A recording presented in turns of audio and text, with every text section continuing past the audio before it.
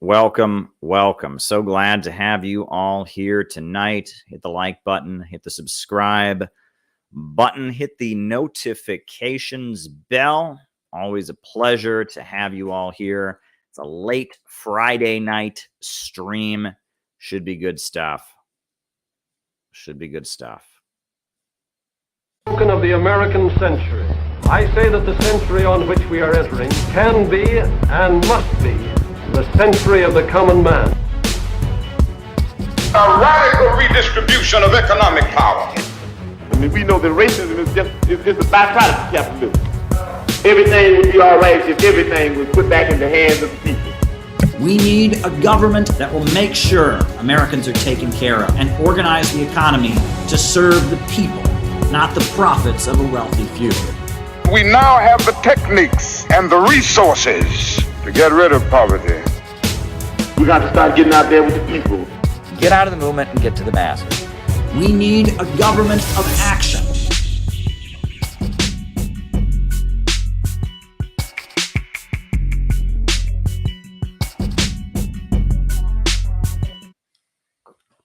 Hey folks, so glad to have you all here with us. We're streaming now on Facebook, we're on Rockfin, and we're on YouTube.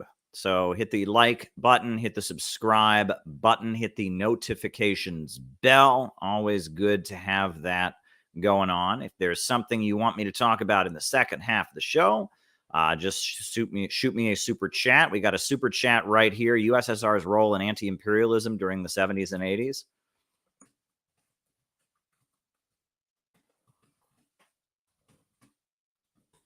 Very good. The way this tends to work is I give my opening remarks about what's on my mind, etc., about what's in the news, about world events. And then from there, after I give my opening remarks, then from there, we do the roll call, where I call you all out as I see you, names and locations. Then after that, I answer super chat questions for the rest of the night. And that's the way we roll. So I see super chat questions are already coming in. So I'm writing them down. Always good stuff. Keep the super chats rolling in, because that's what makes the second half of our show what it is. So I guess I'll just jump into the opening remarks for tonight. Folks, I think people need to really stop for a moment. Just stop for a moment and realize how close we came to World War III this week. It's like, we realize this. Those of us who are from an anti-imperialist perspective, we realize this. But the whole world has just kind of kept moving as if nothing happened. But we almost had nuclear Armageddon this week. We came very, very, very close. For those of you who may not be aware, on Tuesday, a missile hit Poland, killed 2 people. Poland is a member of the NATO alliance. And the way the NATO treaty, the North Atlantic Treaty Organization, the way their treaty reads, if any NATO country is attacked, there must be a military response from all NATO members. That's what the NATO treaty says. The NATO treaty was created after the Second World War, when the Cold War was emerging. NATO was the bloc of France and West Germany and Britain and the United States, and it was designed to prevent Soviet communism and Marxism-Leninism from spreading into Western Europe. That was the NATO alliance. And Article 5 makes clear that if there's an attack on one NATO country, all NATO countries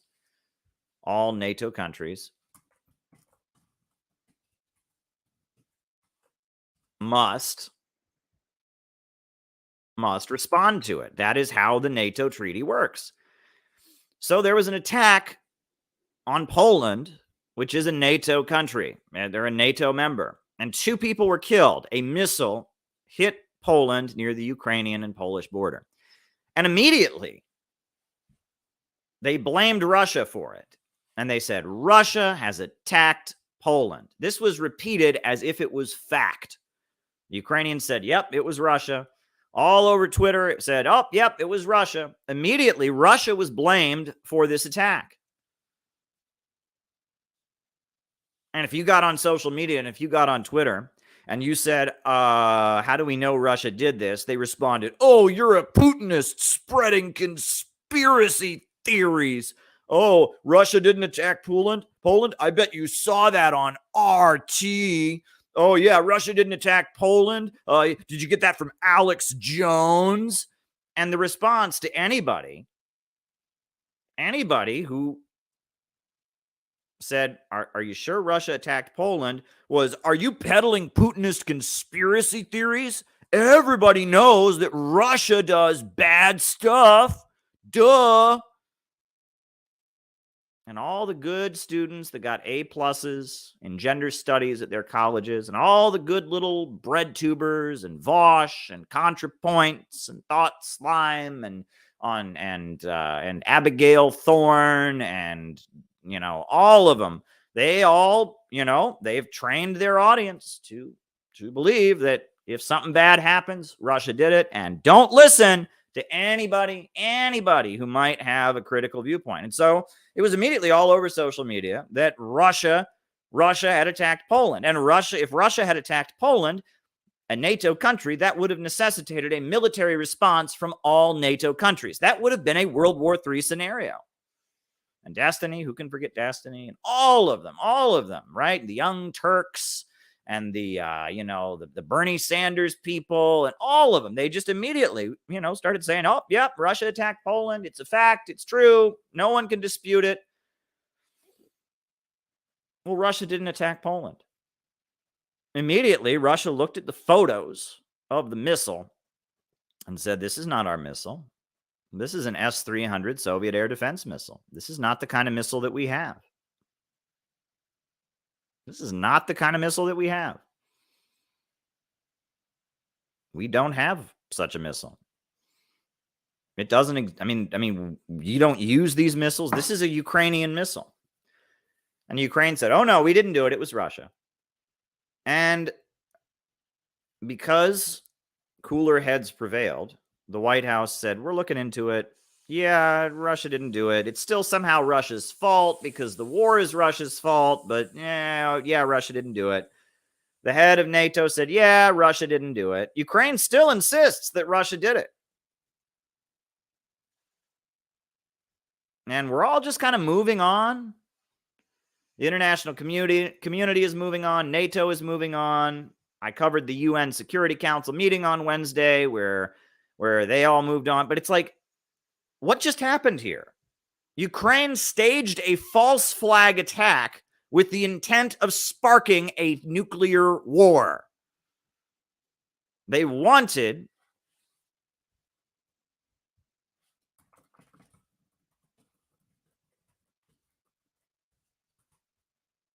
the NATO countries to all attack Russia. So they shot a missile at Poland and blamed it on Russia. Now, it could have been an accident. It could have been an accident. It's possible they shot this missile off by accident, but they then blamed it on Russia, knowing what the implications of that are. If you don't think that there are crazy psychopaths out there, and if you think that it's okay for people to just go along with mainstream media and accept mainstream media's narrative about Russia, if you think, well, okay, maybe mainstream media is a little bit over the top, but Russia's not good. If you don't think that this anti-Russian hysteria is dangerous, you are engaging in what Vladimir Lenin called self-deceit. You are the foolish victim of deceit or self-deceit. This is extremely dangerous. This is highly dangerous. The Ukrainians who all of mainstream media are cheering for, and all the good, obedient, conformists, non-thinking people are all marching in lockstep behind. They tell you to hate Jimmy Dore, to hate Russia, to hate me, and to love the Ukrainian government, love the Ukrainian Nazis and their Azov battalion, love Zelensky. If those people had gotten their way, nukes would have gone off this week, and a bulk of the human race, the bulk of humanity would have died. I'm not exaggerating at all. I am not exaggerating at all. The NATO alliance going to war with Russia spells World War III. And there were forces openly lying and trying to make that happen. Now, if that is not a cause for concern, if that is not a reason to be upset, if that is not a reason to be utterly horrified, what is? I mean, it's not enough that they lied about the ghost of Kirov, the ghost of Kiev, that fighter plane. It's not enough that they lied about Snake Island and these sailors who got killed and died heroes, except they never died. It's not enough that they lied and said this war just started randomly when it actually started 8 years ago with the war against the peoples of the eastern regions and the bombing and the shelling and all that they've suffered. It's not enough that they have a monument. Let's bring up that monument that they never tell us about. That monument that they ignore. The Alley of Angels, right? Let's bring up that monument that they talk about.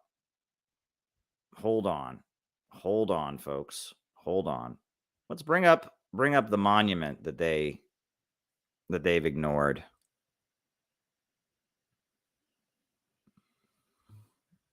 The Alley of Angels, right?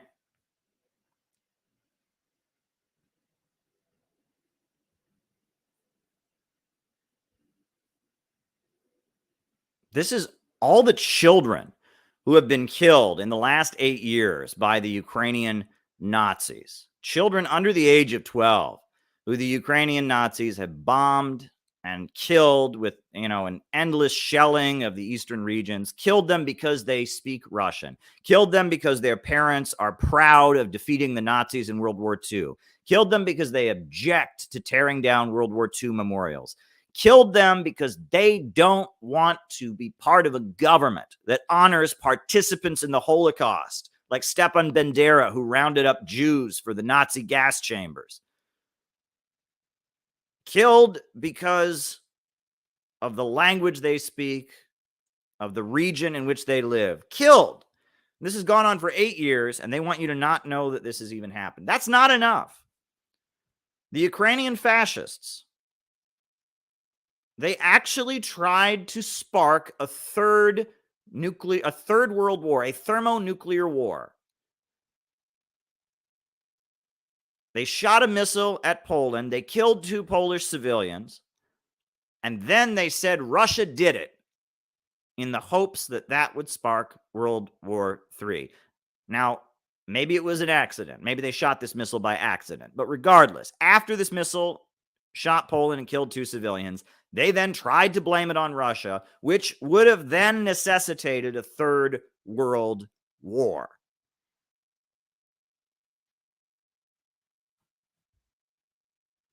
And if that doesn't pound into your head how utterly evil these people are,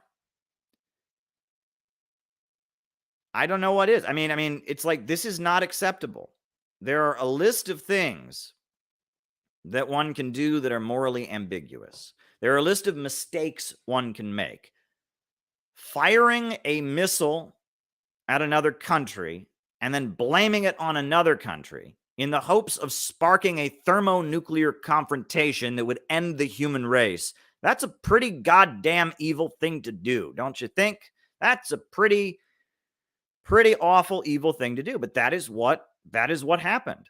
And there is no outrage, and there's no apology from Ukraine. Ukraine still won't even admit it's their goddamn missile. Biden says it's their missile. Stoltenberg says it's their missile. Everyone admits that it's their missile. Ukraine still won't admit that. They tried to kill us all. If Ukraine had gotten its way, there would be mushroom clouds over American cities and Russian cities right now. There would be people writhing in thermonuclear waste and radiation burns. I mean, you cannot imagine what almost happened this week. And there's no outrage about it. Nobody cares. I mean, it's shocking. Well, we care. We care, and we're not going to let them get away with this. And we're going to keep doing what we're doing. And I mean, I tell you what just happened. I just lay out to you what just happened. That there was a false flag missile incident that almost sparked a third world war. And they lied about it, and they've never apologized for it. And this happened. And I talk about that, and then I want to ask you folks, is it shocking? Is it shocking at all that they would lie about me the way they have? Think about it, right? I mean, I see what I'm being accused of these days. I mean, and it's ridiculous, right? I mean, I am being called every dirty name in the book, right? And it's like, even if you look at the details of what people who have accused me of, it's a ridiculous stretch. I've never done anything that was not consensual with anyone. Okay. And I'm not even going to get into any further details, but apparently, on YouTube, on videos with hundreds of thousands of views, it's common knowledge that I'm a lot of awful things. You can choose to believe these people if you want. And they're the same people that tell you that, Russia attacked Poland. They're the same people that wanted to march the human race off a cliff 3 days ago. And you can believe them if you want. You can believe them if you want. Go ahead and believe them. There's no problem believing them if you want. But this is what we're dealing with. I'm sorry to be so negative. We get a little bit serious on these streams. I'm grumpy. And ever since I've been back, I've been kind of grumpy. Given what I've been through in the last couple months and the way my name has been run through the mud and people have said all kinds of insane, crazy things that have nothing to do with reality about me, and the way that certain people that used to work with me basically got bought off, and sold me out, just so they could get some attention. It stresses me out a little bit. I'm trying not to be negative, trying not to be too negative. Comparing Edward.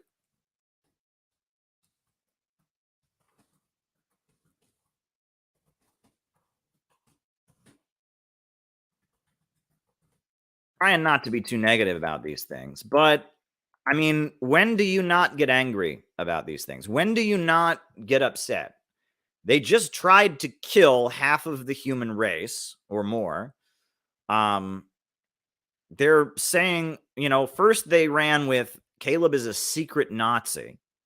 And they stuck to their story. Caleb is a secret Nazi. It was verbatim. Yep, Caleb is just a white supremacist, Ku Klux Klansman, neo-Nazi pretending to be a leftist. And, I've got a record of anti-racist activism that's a mile long. In Cleveland, I videotaped an incident of police brutality against 2 young black women and got them acquitted in court. It was my video that got the women acquitted in court after the police tried to charge them with assault. After, I would go into court with police brutality victims long before Black Lives Matter was ever tweeted. I was in a black-led communist group that's led by an African-American man for 8 years. The leader of it was an African-American man. I've been arrested in anti-racist protests. I was arrested on Martin Luther King Day, for Christ's sakes. I was arrested at a rally demanding jobs, on Martin Luther King Day, 2012. I got arrested, it's like my record of being not a white supremacist is a mile long, but they stuck with their story. No. Caleb is a white supremacist. And now they're taking the fact that there was some consensual stuff, that I did with some very, very, very well into adulthood people too. And they're using that to say all kinds of things that are ridiculous, that are not anywhere in the original allegations. I've made a video. I don't want to revisit it too much, but it's like, this is how evil these people are. And if you sell me out and if you betray me, you are working for these people that just tried to kill 2/3 of the human race. That's who you're working for if you sell me out. And if you think that that is moral, and if you think that is ethical, and if you think that's okay, thank you, Kinky. If you think that's okay, I don't know what to tell you. I do not know what to tell you. But, do they think that's going to make us stop? Do they think that we're not going to stream tonight just because people are saying this kind of shit? No. We're going to keep going. And we're going to keep streaming. And we're going to keep making videos. And we're going to keep refuting their lies. And, we're on Rumble now. Go and follow us on Rumble. We're on Odyssey. And right now we're streaming on YouTube just because I've been on here. I have a huge number of followers on here. And we're streaming on Rockfin, by the way. And if I ever get banned, I'll be on Rockfin, right? And there's people watching in the Rockfin. So Joe Tuggus is watching. He says hi from Los Angeles. Hi to you, Joe Tuggus. He's watching in Rockfin. And then, we're on Odyssey right now. These videos are on Odyssey.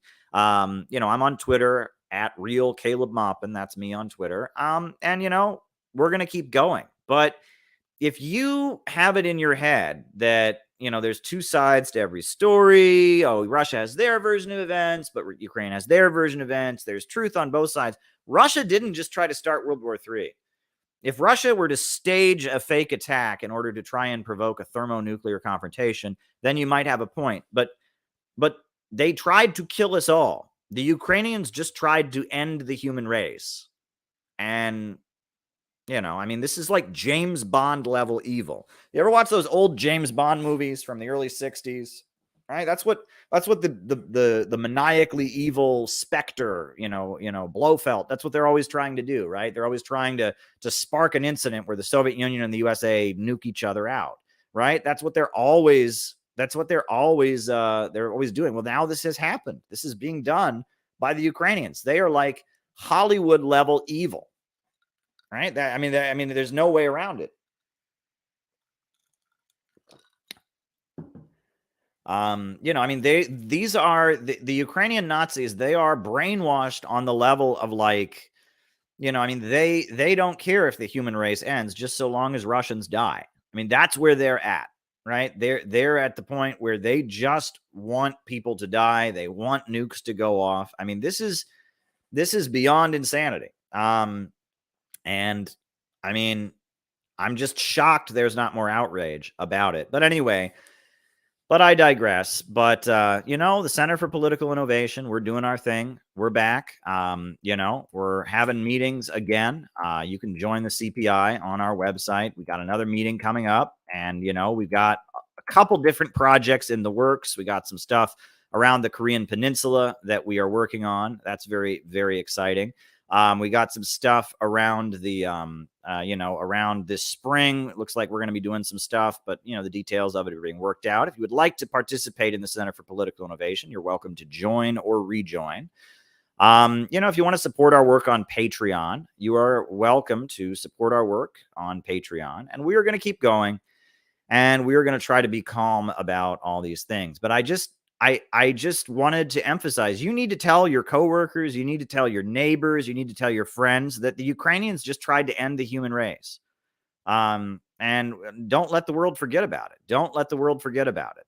In 4 days, less than 4 days, we are going to have a patrons only stream. I think Monday will be the day we have a patrons only stream, this coming Monday. So if you sign up before Monday, you can be part of it.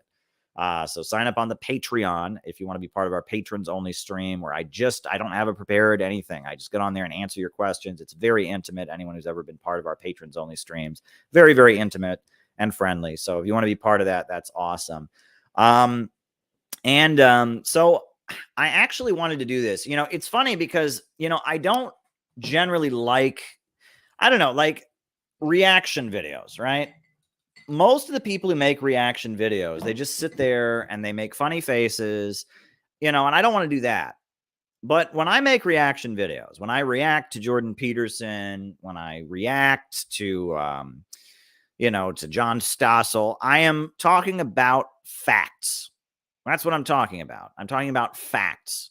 And so we're going to do a reaction video. I've watched some of this. I haven't watched all of it, but Jon Stewart, I used to kind of like Jon Stewart.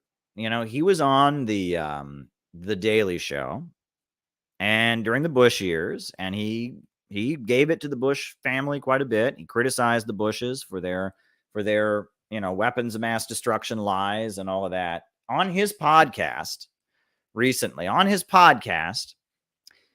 he had Condoleezza Rice, the Secretary of State from the Bush administration, and Hillary Clinton, the former First Lady, former Secretary of State for Barack Obama.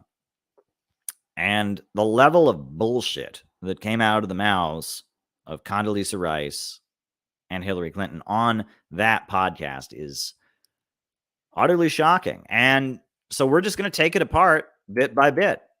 We're just going to take it apart because, I don't know, are you the kind of person that screams at your TV? I do this a lot. I watch television, I watch news, and I sit there and it's like I hear things that must be refuted. I hear things that absolutely cannot stand. And so I want to respond to them. And now, thanks to the power of modern technology and YouTube, I can respond to them. And I'm not just sitting in my living room shouting at Fox News anymore. Now I am on YouTube with hundreds of people watching, shouting at Hillary Clinton, Jon Stewart, and Condoleezza Rice.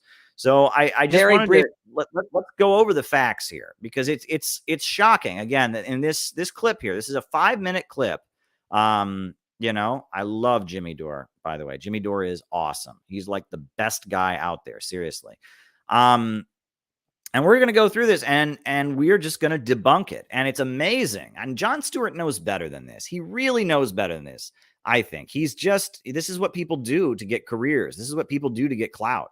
There were people like this in Germany who sat with Hitler. They just sat with Hitler and they're like, yeah, I don't want to have my career ruined. I want to be famous. I want clout. And they go along with this. But this is Jon Stewart sitting with Hillary Clinton and Condoleezza Rice. And it's just utterly amazing what is said here. I mean, this is unbelievable. Just very briefly on Libya, because that was on my watch. But this is not, again. No, but my point, I want to make a larger point because, Gaddafi was a bad actor. Everybody knew he was a bad actor. Whoa, hold up. Everybody knew. That's not an argument. Gaddafi created the highest life expectancy and standard of living on the African continent. Gaddafi sent money and support to Nelson Mandela. Gaddafi sent money and support to the IRA and the Irish freedom struggle. Gaddafi built the world's largest irrigation system, the Great Man-Made River. Gaddafi provided jobs to any Africans who would come to Libya. I mean, he raised an entire country up from poverty. He eliminated illiteracy. I mean, he built a prosperous socialist society on the African continent. And you're saying he's a bad guy. Everybody knows that. Oh, okay. All right. Oh, well, she said it. I mean, it's just like Gaddafi's record in terms of supporting the Black Panthers, giving millions of dollars to the Black Panther Party in the United States. His record in terms of empowering women in Libya. He brought women into government. Read the Green Book and what it said about women, how it was far more advanced in terms of women's participation in government than most of the countries in that region. I mean, Gaddafi was an amazing person in terms of what he achieved in raising people out of poverty and supporting global struggles against imperialism, building power plants, building hydroelectrical facilities, building the world's biggest irrigation system. She just says he's a bad actor. Oh, okay. And just because, we've all been brainwashed to hate Gaddafi, I guess it must be true. But it's like this is a man who improved the lives of literally millions of people by a lot and didn't just do it in his own country. This is a great hero of history. And she just said, oh, he's a bad actor. Oh, he's a bad actor. Oh, okay. All right. He threatened to kill his people by cockroaches. He threatened to kill his people by cockroaches.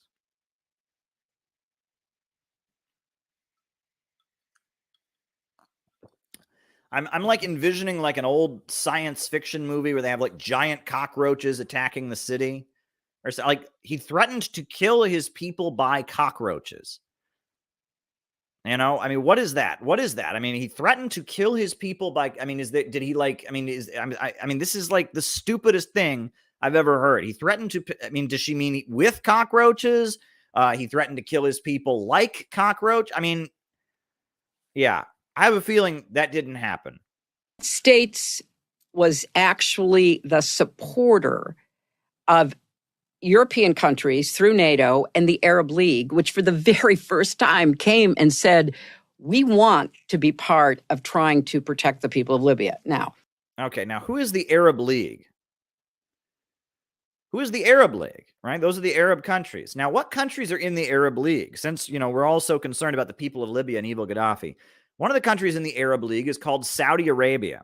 One of the only countries in the world that still executes people by beheading, where a third of the country are guest worker slaves who have no rights, who get tortured and disappeared and horrendously treated. A country that's currently bombing the shit out of Yemen and has killed thousands of people. That's one of the countries in the Arab League, right? There's other countries in the Arab League with similar human rights issues. Jordan, Qatar, Kuwait, the United Arab Emirates. So, the Arab League said to do it, right? I mean, it's not like, it's like she's criticizing human rights and Gaddafi's treatment of his people.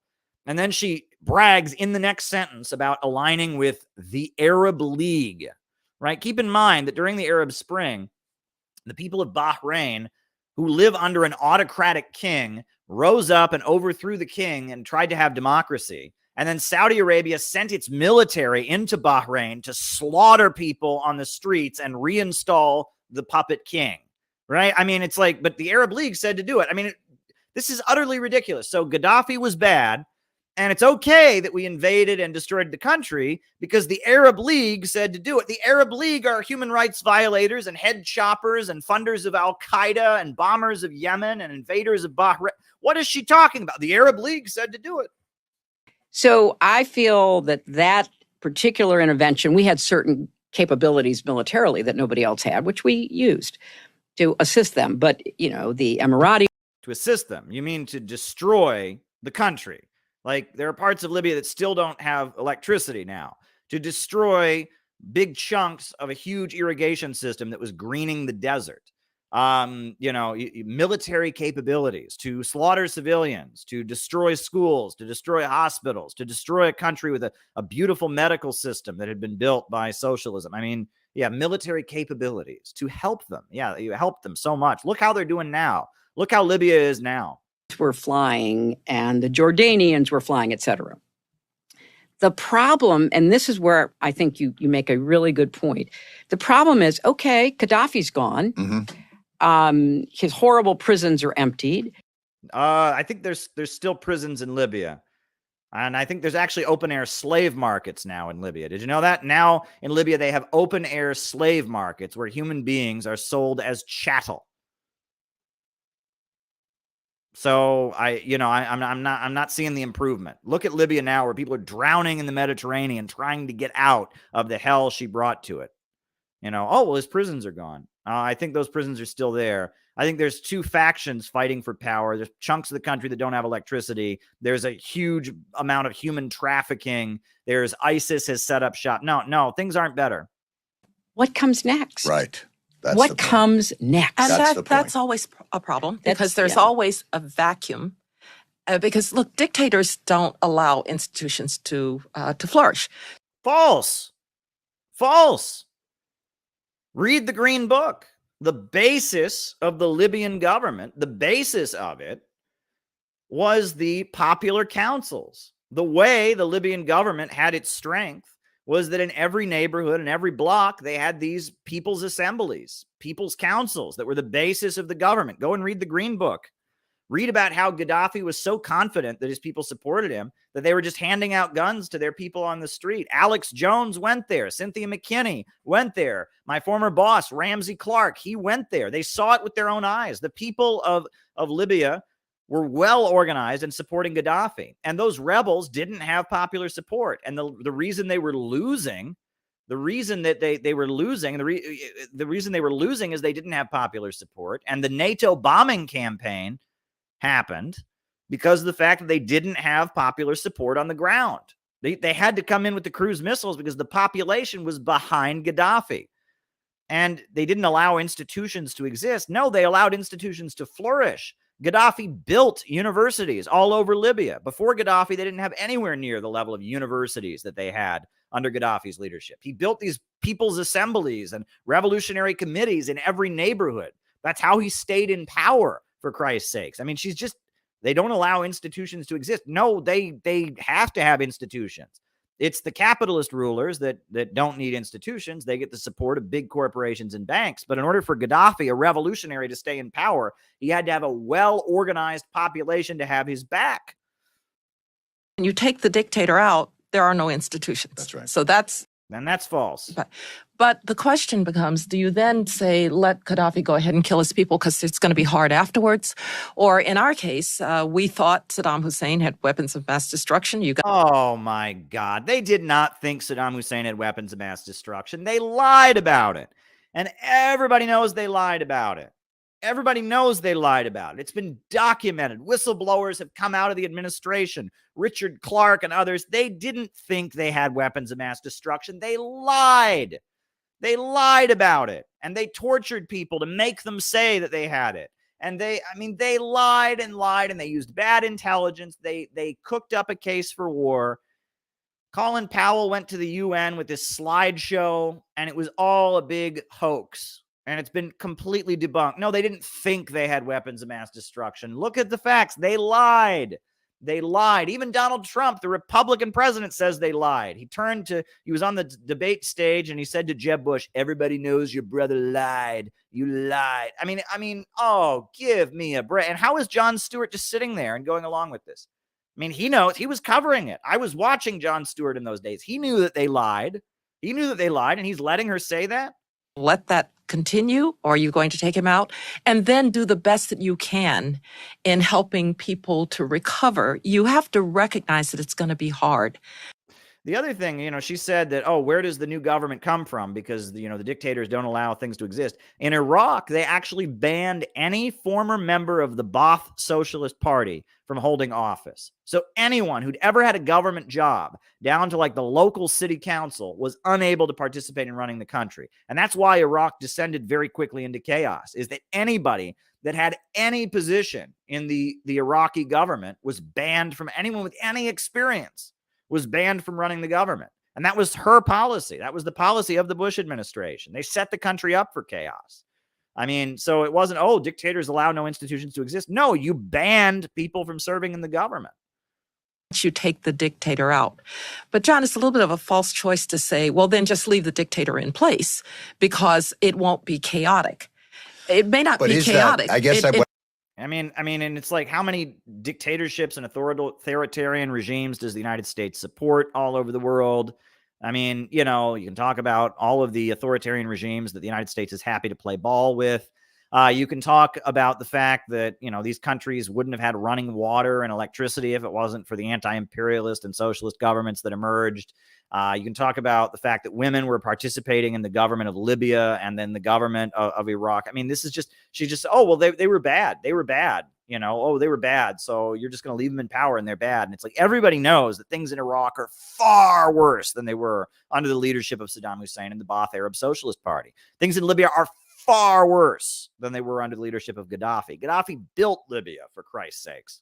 It may not be chaotic, if we take but that it might be role brutal on, against the people. If we take that role on, can we sustain as a country? When you think about the Soviet Union's collapse, they overextended and they got in an arms race with us and they had all these satellites. Are we overextending America's power, especially militarily, when you talk about an $800 billion? Okay. And even that question, right? Even that question is like, okay, the Soviet Union, it's true, bankrupted itself, building infrastructure in the countries aligned with it. They built the biggest power plant in Egypt and the biggest power plant in the Middle East, the Aswan Dam. That was built by the Soviet Union. I mean, they built the agricultural sector of Afghanistan up during the 1980s, during the war. They funded infrastructure projects all across the planet, even in countries that weren't aligned with them. The Soviet Union built steel mills in India. Did you know that? In India, during the 1950s and 60s, the Soviet Union financed the construction of steel mills.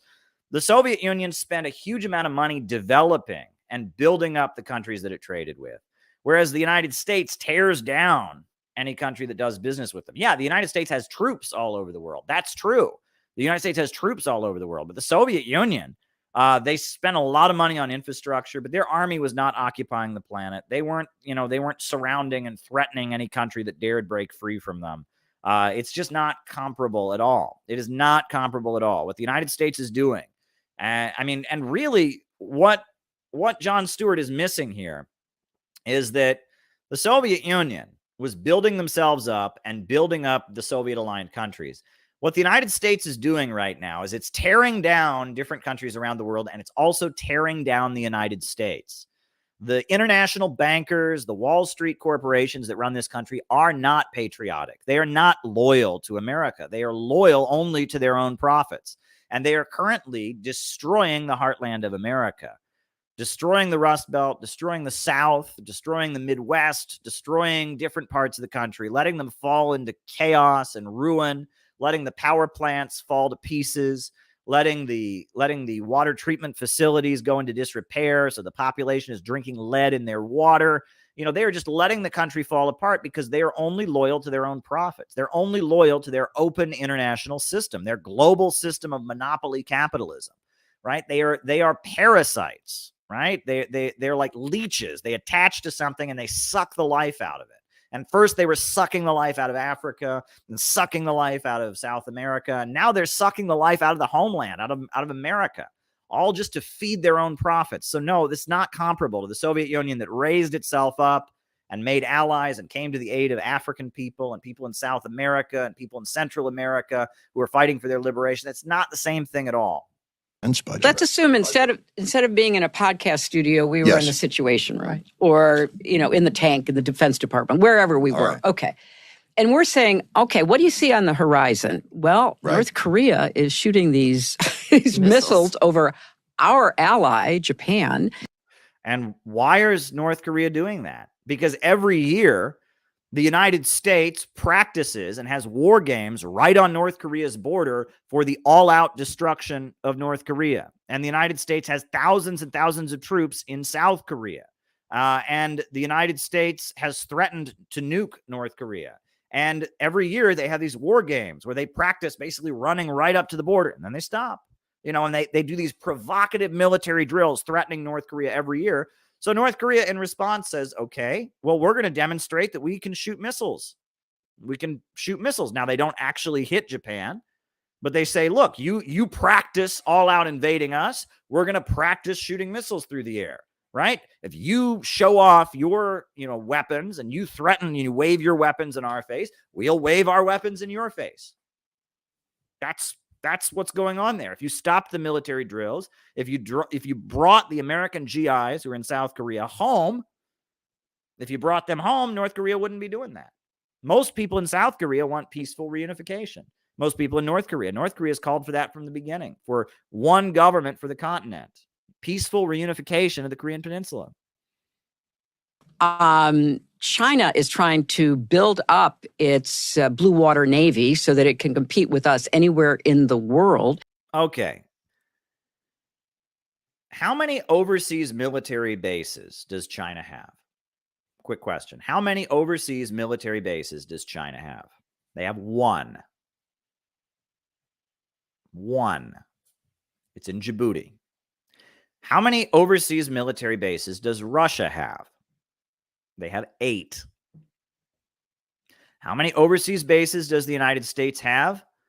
Over 800.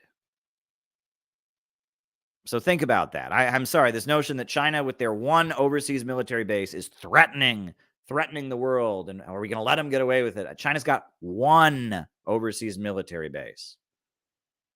The United States has over 800. This is utterly ridiculous. You've got, the Russia-China relationship. It's tricky, but we have to watch it really carefully because we don't know. Why? Why? Why would two huge countries on the Eurasian hemisphere not get along with? Why is that a bad thing? Russia and China being friends with each other. Why do you have to watch that?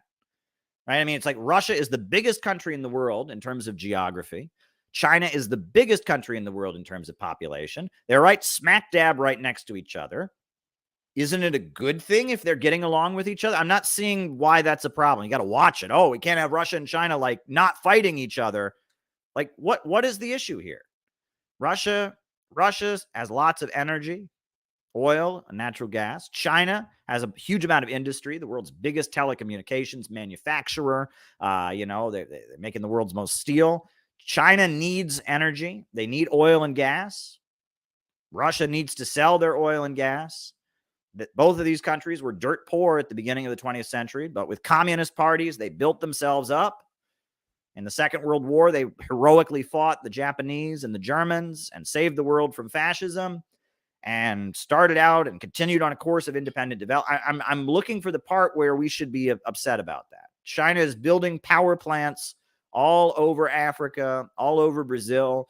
Russia has got their Eurasian Economic Union. They're helping countries in Africa to build up their mining sector with Russia's state-run mining corporations. They're helping African countries develop their mineral resources with the Eurasian Economic Union. I'm waiting for the part where this is a threat to anybody. This is people getting jobs and getting electricity and getting housing and getting running water. This is people getting education. This is people, seeing their regions electrified. There's nothing in here that is in any way a threat to anyone. Russia and China working together and trading with different countries is not a bad thing in any conceivable way, unless you're Wall Street, which means now you've got competition. They want the world dirt poor and their captive market. But for humanity, Russia and China rising up and cooperating with each other is a very good thing. Where that might lead. We've got Iran, still a very bad actor, and probably in addition to killing. Whoa. How is Iran a bad actor? Iran is supporting the Palestinians in their fight against Israel and Zionism. Iran is helping the people of Bahrain in their struggle for democracy against a brutal dictator imposed on Bahrain by Saudi Arabia. Iran is protecting the Shia Muslims of Iraq who've been facing terrorism at the hands of ISIS and Al-Qaeda groups that want to murder all Shia Muslims. Iran is aiding the people of Syria against ISIS and terror. I mean, how is Iran a bad actor? What is Iran doing that's bad, right? Iran has had its neighbor Iraq invaded and cast into chaos, and so it's sent its military to help protect the Shia Muslims there. Right? I mean, Iran, is helping the Shia Muslim majority of the country of Bahrain fight for democracy, something the United States claims it believes in. Iran is supporting the Palestinians who've been oppressed and suffer at the hands of Israel. Israel is routinely condemned by the international community for its crimes against the Palestinians. I'm waiting for what did Iran do that was so bad? When has Iran ever invaded a country? Right? I mean, the Iraq-Iran war, they got attacked. Iraq attacked them. Has Iran ever invaded a country? Has Iran ever attacked a sovereign country and invaded and overthrew the government? What has Iran done? Name one thing that Iran has done that makes it a bad actor. People will cause some external problems in order to take people's minds off it. We have a lot. What external problem? What is she talking about? A lot of issues. So do we just sit back and hope for the best, or do we try to be positioned in enough places with enough support that we can be a good ally to those who are counting on us? And you have to watch the potential rise of terrorism again. So you have the rise of terrorism. What happened when you overthrew Saddam Hussein? Saddam Hussein was the biggest enemy of Al-Qaeda that ever existed. He was a secular Ba'athist Arab socialist. And you removed him, and the country became a breeding ground for Al-Qaeda and ISIS and other extremist forces. And what happened when you overthrew Libya? Who set up shop in Libya? The Muslim Brotherhood and Al-Qaeda and ISIS and other terrorists. She's talking about the rise of terrorism. The U.S. wars have been the greatest beneficiaries of terrorism ever. The overthrow of the government of Afghanistan, the overthrow of the government of Libya, the overthrow of the government of Iraq, the destabilization of Syria, all of this has led to terrorist groups expanding. The USA hasn't been fighting the terrorists. It's been fighting the enemies of the terrorists. Bashar Assad's government in Syria actually cooperated with the war on terror. The Libyan government of Gaddafi cooperated with the war on terror. They even tortured people. They were torturing these Al-Qaeda guys for the United States. You know, this idea that overthrowing them is fighting terrorism, overthrowing them has led to a huge expansion of terrorism. Like, they don't know what they're talking about. On your plate. But I would just say, should the United States be selective in the use of its military power? Right. Absolutely. Right. After Afghanistan and Iraq, which we did for security reasons, not because we wanted to. For security reasons? What did Iraq ever do to the United States? What did Afghanistan ever do to the United States? Neither of those countries threatened us in any conceivable way. Afghanistan offered to turn over bin Laden, and the USA wouldn't take it. They just invaded the country. Iraq did not have weapons of mass destruction, was no threat to the United States. Their parliament was passing resolution after resolution saying, we don't have weapons of mass destruction. Come and look, we don't have, we're not threatening you in any way. How is it a security issue? There was no security issues. The security issues started when you invaded the country.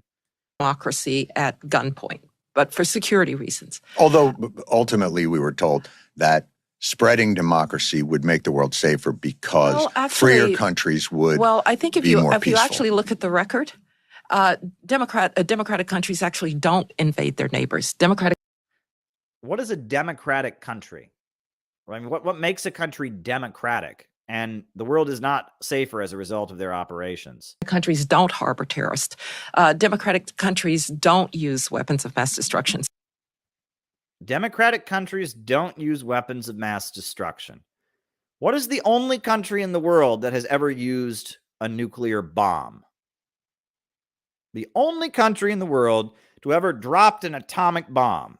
That was the United States. So unless she's saying that the USA is not democratic, what she just told us there was a load of hogwash. I don't know how did she just say that? Democratic countries don't use weapons of mass destruction. Like, how do they get away with saying these ridiculously untrue statements?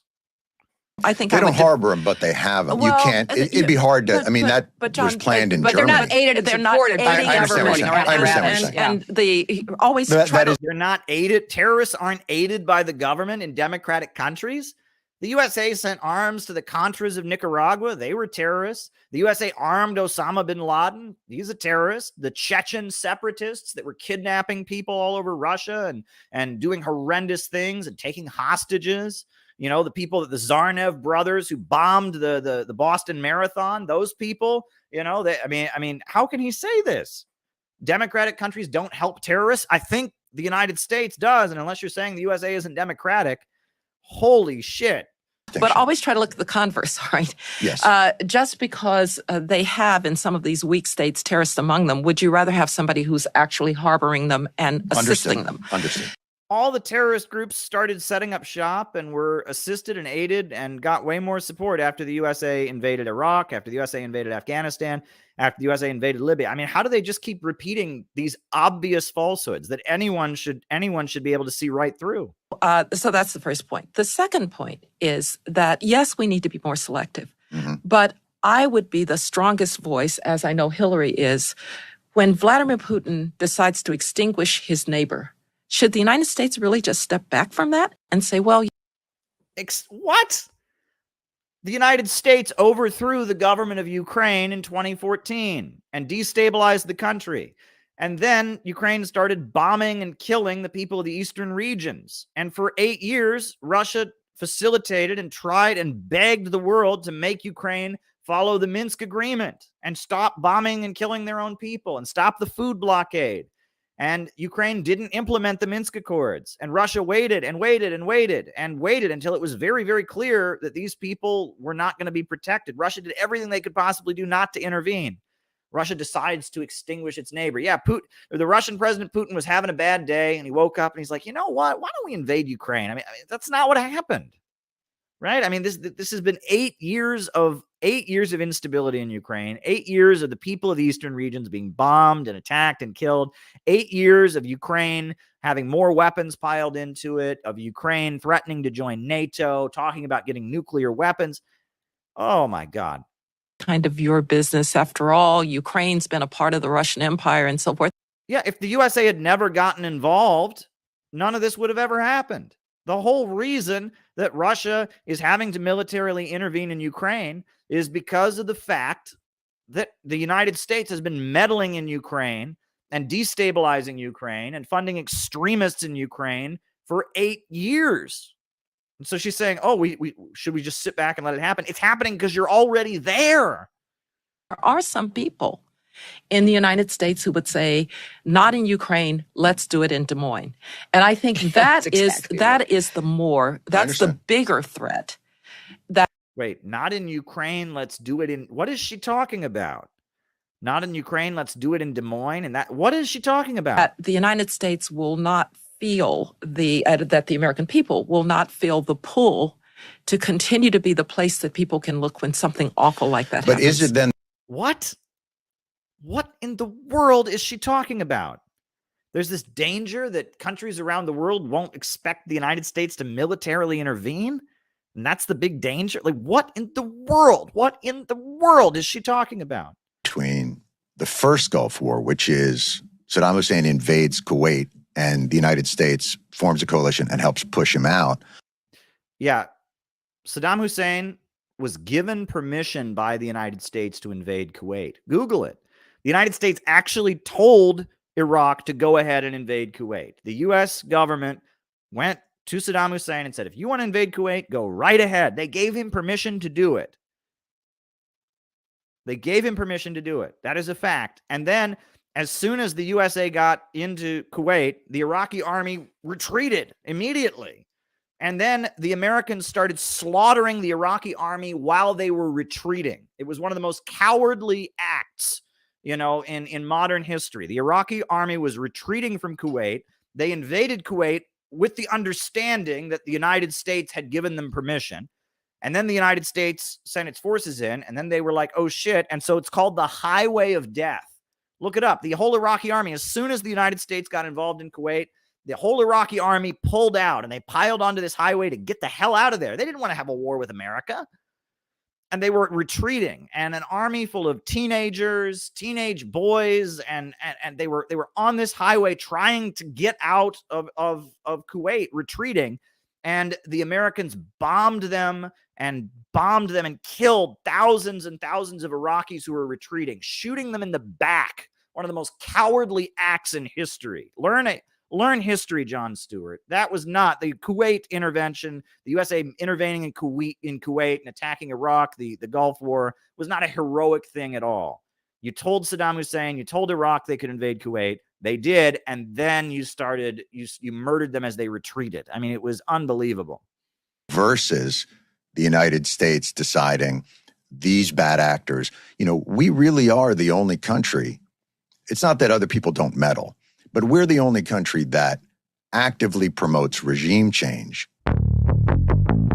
Wow.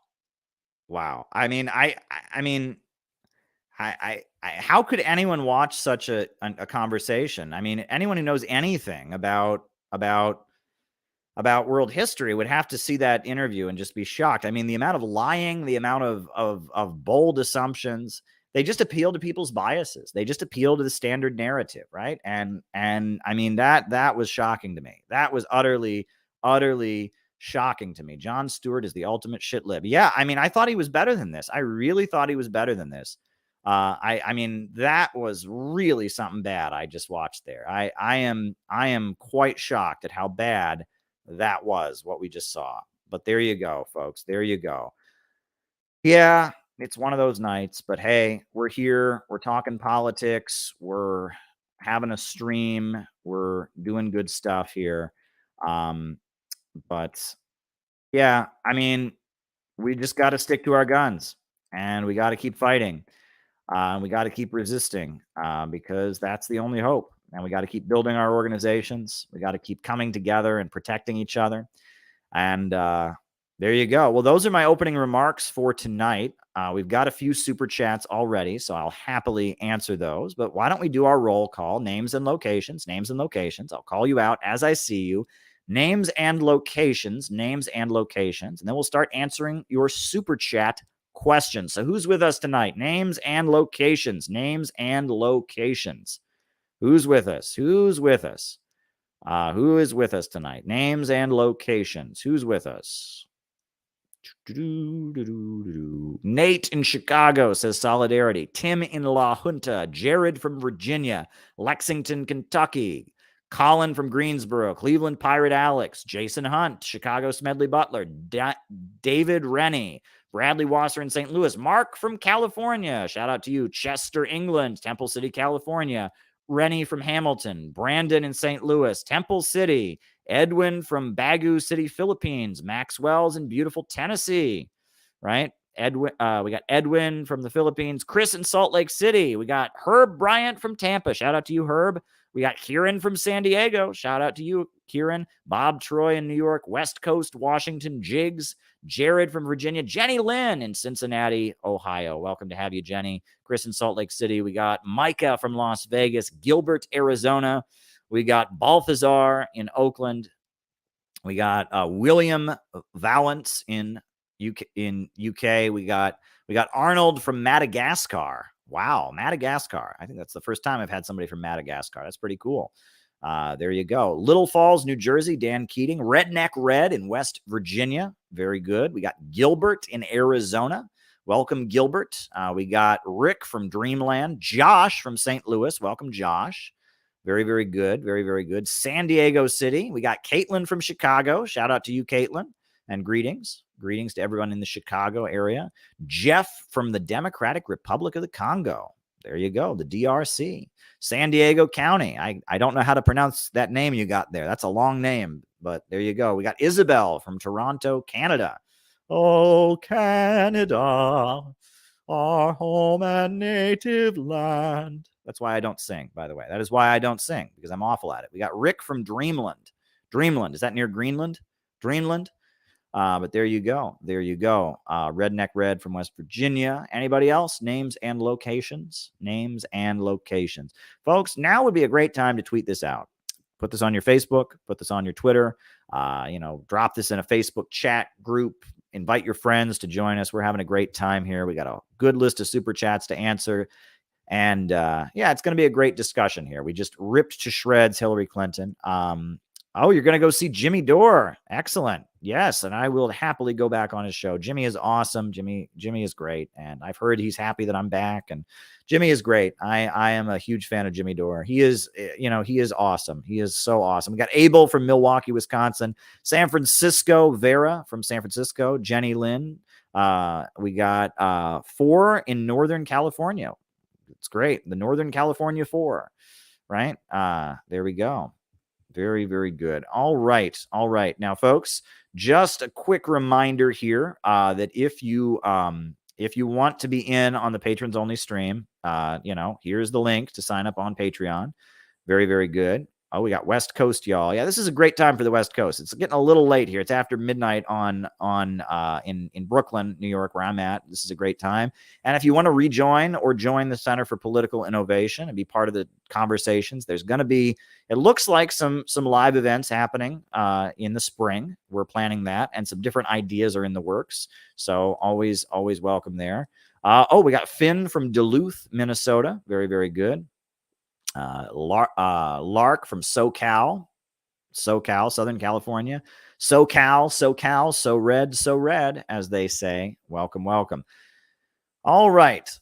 So the first question we have is about the USSR's role in anti-imperialism during the 70s and 80s. Oh, write this next one down. Can you talk about Russia's economic relations with Central Asian states?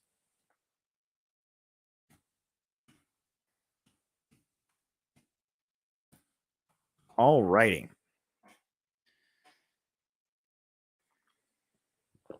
So the first question is the USSR's role in anti-imperialism during the 70s and 80s. Well, during the 60s, you had Khrushchev was the leader of the Soviet Union, and Khrushchev very much was pushing for détente.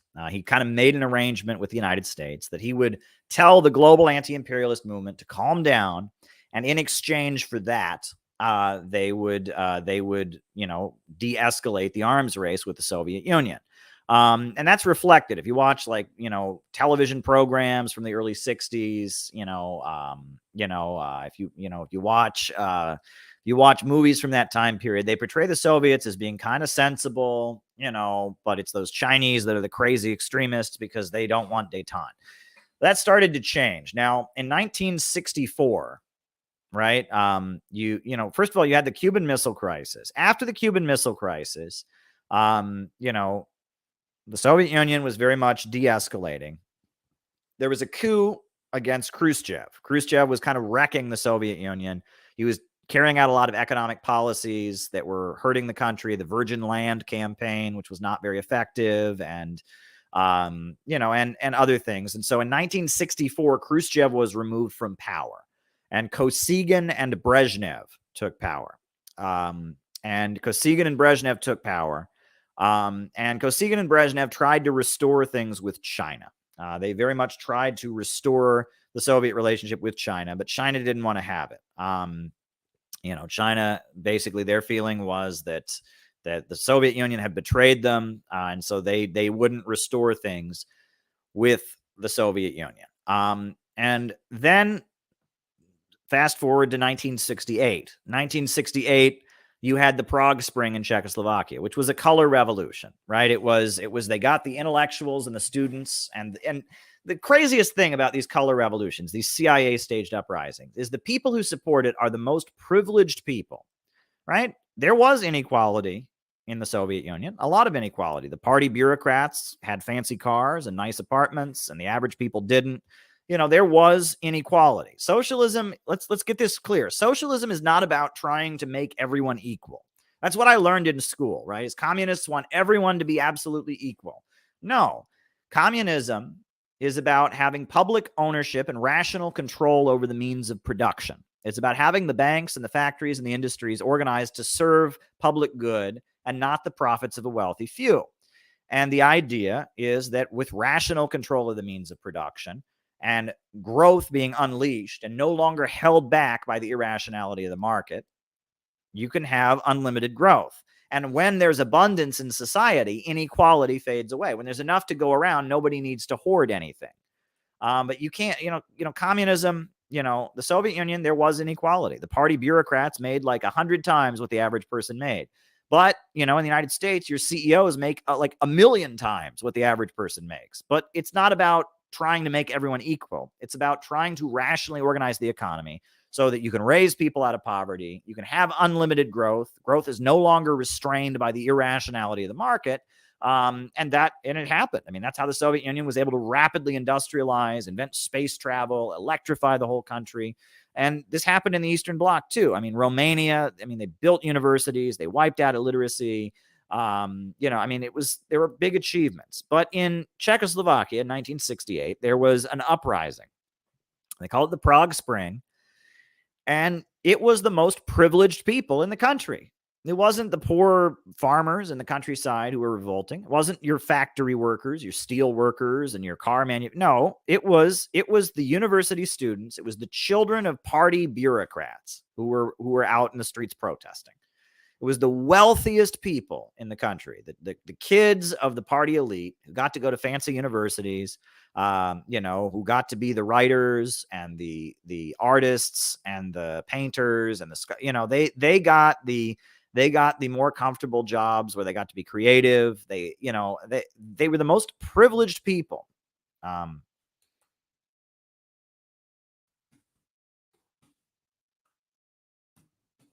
Most privileged people in Czechoslovakia. They wanted free market capitalism. They thought they weren't privileged enough. They didn't get to drive Cadillacs. They had to drive government-made cars. They didn't get to drink Coca-Cola. They didn't get to listen to Beatles music, right? They didn't get to wear blue jeans, right? Even those people, if you'd gone to them and said, you know what, we want to overturn communism completely, we want to bring in, the rule of America, they wouldn't have gone for it, right? So the synthetic left was very key, right? And courting the intellectuals was very key. The CIA did that a lot. There were magazines, and it was, a leader came into power in Czechoslovakia, Dubček. And Dubček insisted he wasn't against communism, but he was for socialism with a human face. He was for democratic socialism. Where have we heard that before? Democratic socialism. Sounds like Bernie Sanders. Sounds like AOC.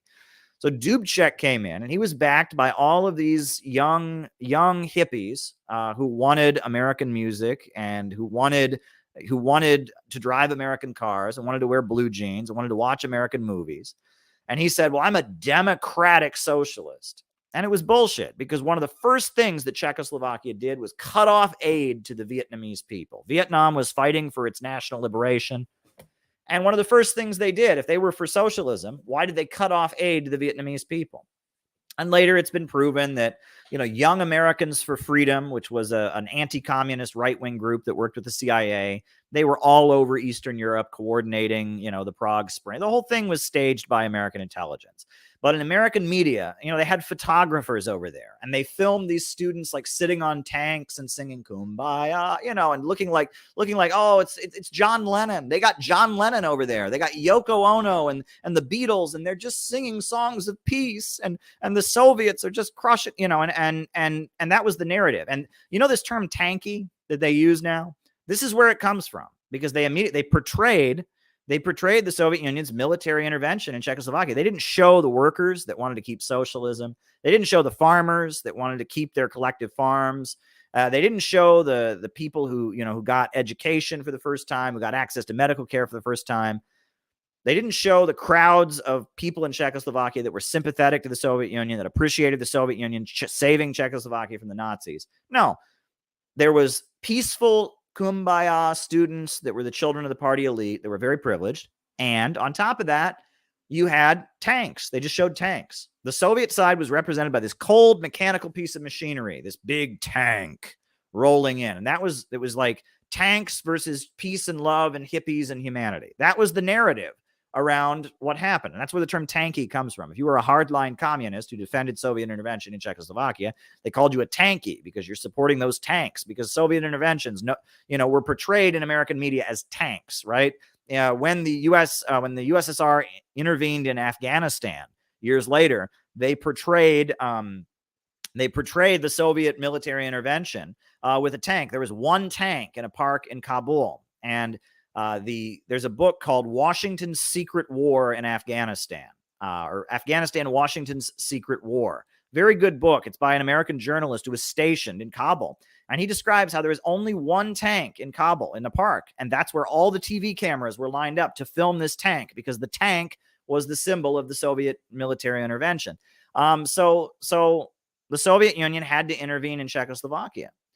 And at that point, the Soviet Union realized that the USA, that had made this promise that if you call off the third world revolutions, if you tell people in Africa and Asia and Latin America not to fight the United States, the idea that they were going to get détente and the USA wasn't going to threaten them was bullshit, because right on their border, right in Eastern Europe, the USA had tried to overthrow the government. The Prague Spring, 1968. And so after the Prague Spring, you saw the Soviet bureaucracy, the Soviet government started to shift, and Kosygin kind of faded into the background, and Brezhnev became kind of the Soviet leader. That's the guy with the big eyebrows, right? He's, I apologize if there's anyone watching of Russian heritage, if that's offensive, but that's what Americans know Brezhnev as. He was the guy with the big eyebrows, right? They knew him as the guy with the big eyebrows, just like John L. Lewis, the leader of the miners' union. He also had very big eyebrows. Everyone in America knew Brezhnev as he's that Soviet guy with the big eyebrows. That's what everyone knew him as, Brezhnev. So Brezhnev, he came into power, and he was the leader. And under Brezhnev's leadership, it's actually kind of interesting, because the Soviet Union was really the center of it all. Okay, the Soviet Union, they were the center of it all, but they didn't operate directly, right? They realized the Soviet Union, they had to do business and all of that. So it was like, Libya, for example, under the leadership of Gaddafi, 1969, Gaddafi took power. Libya started moving to become a socialist country. Libya started buying guns from the Soviet Union, and then Libya would distribute the guns to communist revolutionaries around the world, like the IRA, like the African National Congress. Nelson Mandela and the people fighting apartheid in South Africa, they had this group called the Spear of the Nation that fought against the apartheid government. And actually, there was a moment in American television in the 1980s. Someone described it to me, and I really, really wish I could see this clip. But there was a moment in American television where there was a Soviet government official, and he was on TV being interviewed in the United States. And there was a right-wing conservative guy. And the right-wing conservative guy said to the Soviet official, he said to him, "You say the Soviet Union wants peace, but everybody knows that you're sending guns to South Africa, to the African National Congress." And the Soviet government official said, "Yes, we are helping slaves to rise up against their masters. This is what civilized people do." Beautiful moment, right? That spells it all out. Yes, this is what civilized people do, right? And that, yes, there was a huge amount of support the Soviet Union gave to Nelson Mandela. Meanwhile, Nelson Mandela was called a terrorist. He was designated as a terrorist by the U.S. government. The Soviet Union in the 70s and 80s, they supported the African National Congress. What else? The Soviet Union, they gave support to Cuba. And Cuba, you have to remember, Cuba had been, an island that had a socialist revolution. And Cuba had been orienting the people throughout the region to form mass communist parties and get elected. And in Chile, you had a socialist leader, Salvador Allende, was elected. And then he was overthrown in a coup. It was toppled in a coup by the USA, Pinochet. And in various countries throughout South America, in response to the growth of socialist parties and socialist organizations, you started seeing military dictatorships. And, Che Guevara, before he died, he started something called the Tricontinental Congress. And this was an organization of revolutionary guerrilla fighters around the world that were fighting against U.S.-backed military dictatorships. The Soviet Union and genuine communists do not want violent revolutions. When countries are having free elections, when you're able to hand out leaflets, when you're able to run in elections, that's what communists want to do. They want a peaceful transition to socialism. But when you start having a brutal military dictatorship like Somoza in Nicaragua, in response to that, when people aren't able to organize peacefully, they have to defend themselves. They have to take up the gun, right? Just like the founding fathers of the United States. They didn't want to have a violent war against the British Empire. They wanted to declare independence, but the British Empire wasn't going to let them just leave, right? And was being violent. And you had the Boston Massacre and such. So the founding fathers of the United States said, look, we want to peacefully leave the British Empire, but you won't let us. And so now we're being slaughtered. We have to defend ourselves. Well, that's what the Nicaraguans did. They wanted a peaceful transition to socialism, but Somoza, the brutal military dictator backed by the United States, wasn't going to allow it. Chile, they elected a socialist leader. They were trying to have a peaceful transition to socialism, but then the USA overthrew the government and installed a brutal military dictatorship. So in response to this, you started to see there was the Tricontinental Congress, which was this formation based in Cuba of armed communist revolutionary groups all over South America, mainly in South America, but also in Africa and also in Asia and also in different places.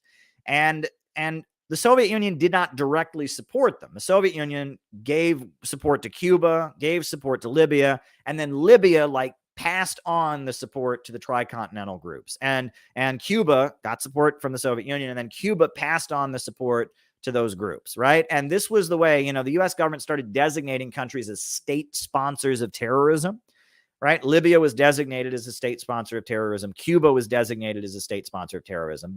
But part of U.S.-Soviet negotiations was that the Soviet Union was not designated as a state sponsor of terrorism because they directly gave support to Libya, and then it was Libya who armed the revolutionaries, and it was Cuba who armed the revolutionaries. And of course, all these people that are fighting against the most brutal military dictatorships, South Korea, the Park Chung-hee government has a concentration camp for homeless children. When the students in South Korea protest against the presence of U.S. troops, they get mowed down in the streets, gunned down and shot down. But the USA calls the students that are resisting the Park Chung-hee government, calls them terrorists, right? In Colombia, you have paramilitary death squads that disappear people, etc. But the USA calls the FARC and the armed communist groups that are resisting and fighting for the indigenous people and the peasants, calls them terrorists, right? So all these armed communist groups around the world are called terrorists.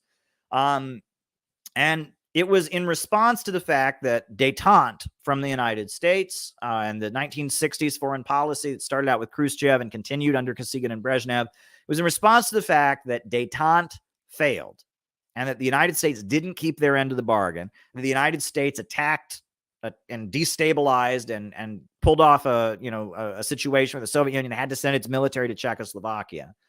It was in response to that the Soviet foreign policy shifted back to supporting various revolutionary and communist organizations throughout the world that were engaged in armed struggle. The Soviet Union didn't want to do that. And that's an important thing. The Soviet Union very much favored peaceful transition. These communist groups favored a peaceful transition, but they were blocked from doing so. And the Soviet Union, on the other hand, was promised that if they held back the revolutionary struggles, that in exchange for that, they would get, the USA backing off the arms race. And the USA didn't do that either. So because the USA was escalating the arms race, and because of the fact that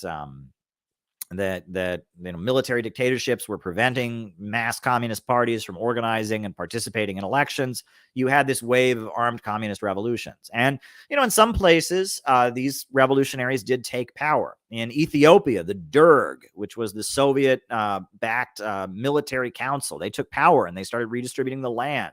Mengistu was the leader.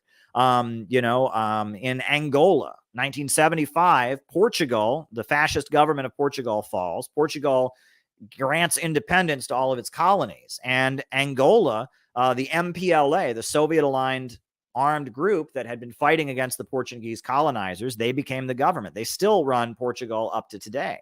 And then, during the 1980s, the apartheid government of South Africa invaded Portugal, or invaded Angola, with the support of the United States. And so Cuba sent its military to Angola to defend Angola from the apartheid government.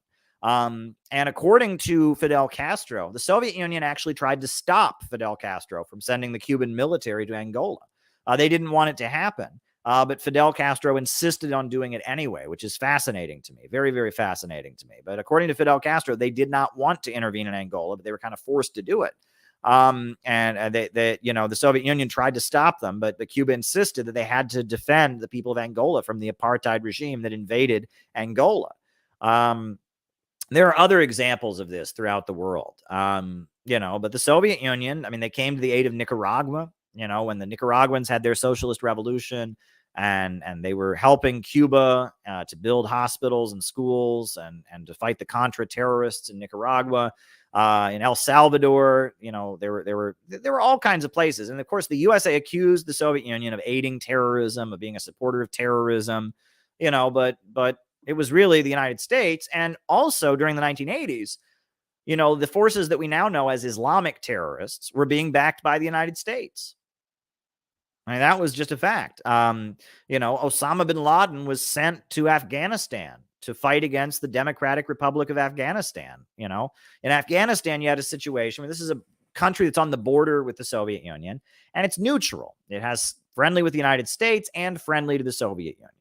And then, Brzezinski brags about how they created the Afghan trap, the famous Afghan trap, where they basically had the leader of Afghanistan imprison all the top generals that were sympathetic to the Communist Party, announced he was going to arrest and imprison the leaders of the Communist Party. So in response to that, the leaders of the Communist Party that were high up in the military, it wasn't the Communist Party, it was called the People's Democratic Party, they had to have a coup in order to survive, in order to not be killed. So they were forced to kind of have a premature revolution in 1978, the Sour Revolution of Afghanistan. And they took power, even though they didn't have a lot of support in the countryside. A lot of the military was sympathetic to the Soviet Union. A lot of the people in the cities of Afghanistan were sympathetic to the Soviet Union. But in the countryside, a lot of the folks were very religious. And so as soon as the People's Democratic Party took power in Afghanistan, the United States, funded a wealthy Saudi billionaire named Osama bin Laden and sent him to Afghanistan and had him rallying Muslims from all over the world to fight against the Soviet Union. In Egypt, you'd had a socialist president named Gamal Abdel Nasser, the father of Arab socialism. And so the United States had armed the Muslim Brotherhood, which was a middle-class Islamic organization that idealized the West and favored free market capitalism. And the Muslim Brotherhood was used by the United States to commit acts of terrorism against the government of Egypt. And in the 1980s, the Muslim Brotherhood staged violent uprisings in Syria against the Syrian Ba'athist government and in Iraq against the Ba'athist government there. And what we now call Islamic terrorism was largely entities that were funded by the United States to fight against Arab nationalism and to fight against communism in the Middle East. So, during this period when the Soviet Union is supporting secular, nationalist, and democratic and socialist movements, not just in the Middle East, but all over the world, the United States is arming Islamic extremists. And actually, Hamas, the group that currently leads the Palestinians, Hamas was funded by Israel. Google it. Israel created Hamas. Hamas was the Palestinian wing of the Muslim Brotherhood. And Hamas was covertly being supported by Israel. Israel was giving them guns and weapons and all of that because Hamas hated the communists. The Palestinians used to be led by communists. The Popular Front for the Liberation of Palestine, the Democratic Front for the Liberation of Palestine, the Palestinian People's Party. These were communists that were leading the Palestinian resistance. Yasser Arafat was very sympathetic to communism and Marxism. And because of that, Israel started covertly funding Islamists to kill the communists. And now the Hamas Islamists, they run the Palestinian resistance. Right? Right?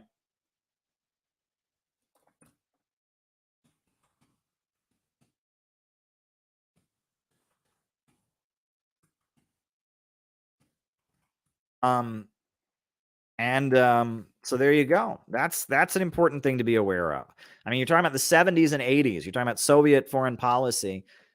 The Soviets were fighting Islamic terrorism. The United States was supporting it. The United States was supporting the Contras that were terrorizing the people of Nicaragua and murdering priests and nuns and literacy volunteers. The people backed by the United States in Afghanistan were pouring acid on women's faces. I mean, you can go to many different corners of the world. But there you go. All right, next question. Particularly the important chapters in Capital. My favorite chapter of Capital, my favorite chapter is the last one in Volume 1, Capital Volume 1, right? And the last chapter of Capital Volume 1 is the section called On Primitive Accumulation, right? And it's part 8, the so-called primitive accumulation. Right? This is a very, very informative chapter, the so-called primitive accumulation, because this chapter of Capital tells you the dirty little secret of capitalism.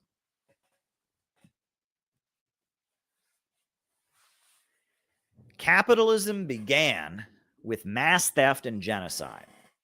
We get this narrative in the United States that the rich people in America, the billionaires, Bill Gates, Warren Buffett, the Rockefellers, the Carnegies, the DuPonts, they worked hard for what they have. Jeff Bezos, he worked so hard. He built that corporation all for himself. And, socialism, they want to punish people for working hard because these capitalists, they just worked so hard to get what they have. They built themselves up. They pulled themselves up by their bootstraps. Bullshit. Go and read Section 8 of Capital. Capitalism began with mass theft, the primitive accumulation, where they took in feudalism, they have the feudal commons. There's one area, it's run by a noble. Well, then they had to make it private land owned by a capitalist. They had to throw all the poor people off the land, right? The clearing of the commons, they called it. And all the land of Britain was stolen, basically. The people who'd lived there for generation after generation after generation, and they were being exploited as serfs and peasants, they were tossed off the land. The land became private property, and they handed it over to some capitalist. He didn't work for it. They just handed it over to him and said, well, this land that technically used to be like a feudal commons where there were serfs who lived here and a noble, now we're making it private property. And in Capital, Karl Marx, he documents that it was a genocide in England. We're not even talking about what they did to the Scots. We're not even talking about what they did to the Irish people or what they did around the colonized world. Just to create capitalism in England under King Henry VIII was genocidal. They handed over all the feudal commons. They handed it over to private landowners. And they kicked all the poor people off the land. And then they instituted the death penalty for being homeless, vagabonds, and vagrants. The crime of vagrancy, being homeless, they executed people. The first time you were homeless, they flogged you. The second time they were homeless, they cut off a bunch of your fingers. And then the last time they caught you being homeless, they hung you. And if you read Capital, he talks about how thousands and thousands of people were hung for being homeless when they created capitalism in Britain, the primitive accumulation, the taking of feudalism in England and turning it into capitalism was genocidal. It was murderous and genocidal. just to create capitalism involved mass theft and murder. And then they went to Scotland. And in Scotland, there's the Jacobite uprising, the Scottish nobles that were still Roman Catholic. They had an uprising against the government in London, and they wanted to put Bonnie Prince Charlie on the throne, and they were defeated. And after that, the English went up into the Scottish Highlands and did the same thing and kicked all the poor people off the land and executed people for being homeless and, beat the language out of people. And it was awful. It was genocidal. And what they did in Ireland, the land clearings in Ireland, and of course, look at the United States, right? How was the land of the United States acquired? Did they divide it up equally? Well, first of all, they stole it from the Native Americans, right? The Native Americans who'd been living there for thousands of years, they didn't even think about letting them have any of it. They drove the Native Americans off the land. They ripped up and broke treaties with the Native Americans, etc. And then after that, land was given to the highest bidder. If you were in with a politician, you got the land. The railroad companies and the mining corporations, the land was handed out very nepotistically.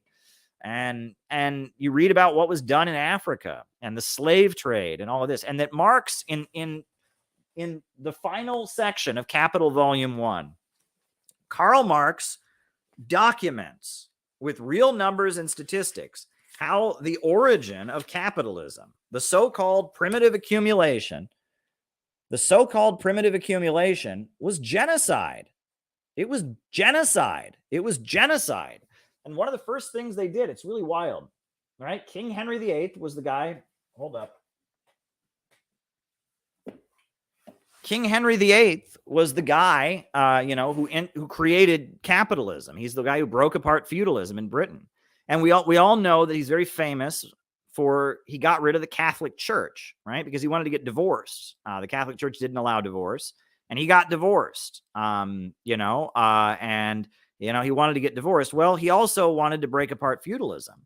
So after King Henry VIII got divorced, and he left the Catholic Church, he created the Church of England. One of the first things he did is get rid of a bunch of holidays, right? Under feudalism, they had a holiday like every other day, right? The Feast of Saint this and the Feast of Saint that. Peasants, they had to farm, and they got a day off a lot. And when they created the Church of England, they went through the Catholic calendar, and they eliminated many of the holidays. They wanted people working all the time, right? It's like, so much of this feudalism stuff, get to work, start making profits for the capitalists. You can read about the primitive accumulation. And so that's a section of Capital I really take a lot from, right? I mean, there's also the stuff about the general law of capitalist accumulation. There's the concept in Volume 1 of Capital of how commodities value is determined, that it's basically the labor that creates value, right? The value of a product comes from the human labor involved. And that's a whole thing. And that leads to the tendency of the falling rate of profit and all of that. And this all is Capital. This is where Marx develops his complex economic theories. The problem of overproduction, the tendency of the falling rate of profit. And, Capital Volume 1, that's what I've got up there. That's the only one that was published during Marx's lifetime. It was after Marx's death that the remaining 4 volumes were published. Theories of Surplus Value, Grundrisse, those are the other volumes, right? And Theories of Surplus Value, Karl Marx goes over the various economists that were around before him. He talks about Ricardo and the physiocrats. He talks about Adam Smith, and he quotes Adam Smith very extensively. Marx really drew heavily from Adam Smith, even though he disagreed with him, right? But he drew heavily from Adam Smith's, understanding of economics. He draws heavily from he critiques, just rips to shred Thomas Malthus. Marx spends a lot of time, and he talks about the Dutch economists and the economic writings of the Dutch, and he goes over all the economists who existed before him. Marx studied economics intensely, right? He didn't just, fart this stuff out. A lot of people think that, Marx is this guy who was sleeping in his bed, and one day, he woke up and said, "Oh, I'd like to make everybody equal. Wouldn't that be nice?" No. Marx bankrupted himself. He spent all of his money going to the British Museum to get data and information and compiling. And, the remaining 3 volumes of his master work, Capital, weren't even published until after he died. Only Volume 1 was ever published during his lifetime. But there you go. Will you endorse the People's Party? Well, let me put it this way. Nick Brana is an awesome dude. Johnny Blazer is an awesome dude. I love the People's Party. People's Party representatives have spoken at Center for Political Innovation events. I went to a Jimmy Dore event in Chicago and interviewed people about whether Jimmy Dore should run for president on the ticket of the People's Party. But the Center for Political Innovation as a nonprofit cannot endorse any political party. On the other hand, I, as a journalist who works in international media, can also not endorse any political party. So I do not endorse any political party because that would ruin my objectivity as a journalist. And on top of that, it would also put into question the nonprofit status of the Center for Political Innovation. So I do not endorse any party.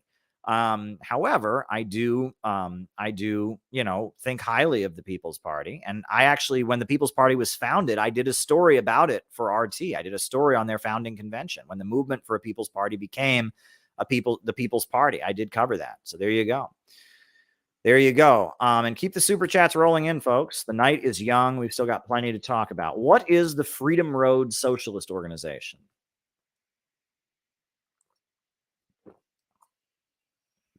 All right. This is one of those questions where I could give you the long answer and the short answer.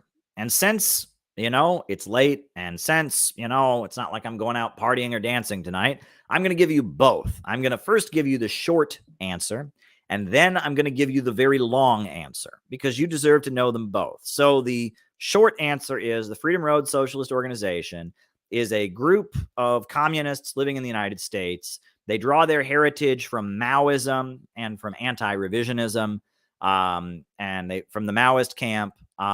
And what they do is they campaign for Democrats and they do liberal activism. They have a good anti-imperialist international line. They tend to support countries that are fighting U.S. imperialism. They support China. They don't support Russia. They think Russia is imperialist. However, what they do in the United States is they campaign for Democrats. They get their people jobs at Democratic Party NGOs, in labor unions, and groups affiliated with the Democratic Party. And on college campuses, they try to get Republican organizations banned. So, that's what they are. They're a Maoist group that's highly secretive. They got their decoder rings and their secret party names, and they're, they're doing the silly, song and dance boys club, like they're the Bolsheviks or something. But at the end of the day, what do? They do liberal activism. And then they're part of this book club that's always arguing about Mao. And they have this, it's a group of liberal activists who kind of have a book club that they can be part of, where they like Stalin and they like Mao, and it gives them the illusion that they're actually revolutionaries, right? And it's an elaborate scam. That's what I would call the Freedom Road Socialist Organization. It's a scam, right? It's a way that young people who believe in communism can get hoodwinked and tricked into being foot soldiers of the Democratic Party. And they do liberal activism. They join, woke organizations. They go to meetings where every meeting begins with everyone going around and saying their pronouns. And they try to get Turning Point's USA banned from college campuses, even though they're more anti-war on Ukraine than any liberal group is. And that's what they do. But then you get to be part of this secret book club where you talk about Mao and Pol Pot and Deng Xiaoping. So you get to pretend it's super revolutionary when it's not. That's what Freedom Road Socialist Organization is. Now, the long answer, right? That's the short answer. The long answer of what Freedom Road Socialist Organization is this. All right. During the 1960s, you remember the Soviet Union was toning down global revolution. China was presenting itself as this super revolutionary anti-imperialist country. And there were a number of people that got involved in activism during the 1960s that protested the Vietnam War, that protested for civil rights and in support of the Black Panthers and Black liberation, who wanted to build a new communist party that was aligned with China and not the Soviet Union.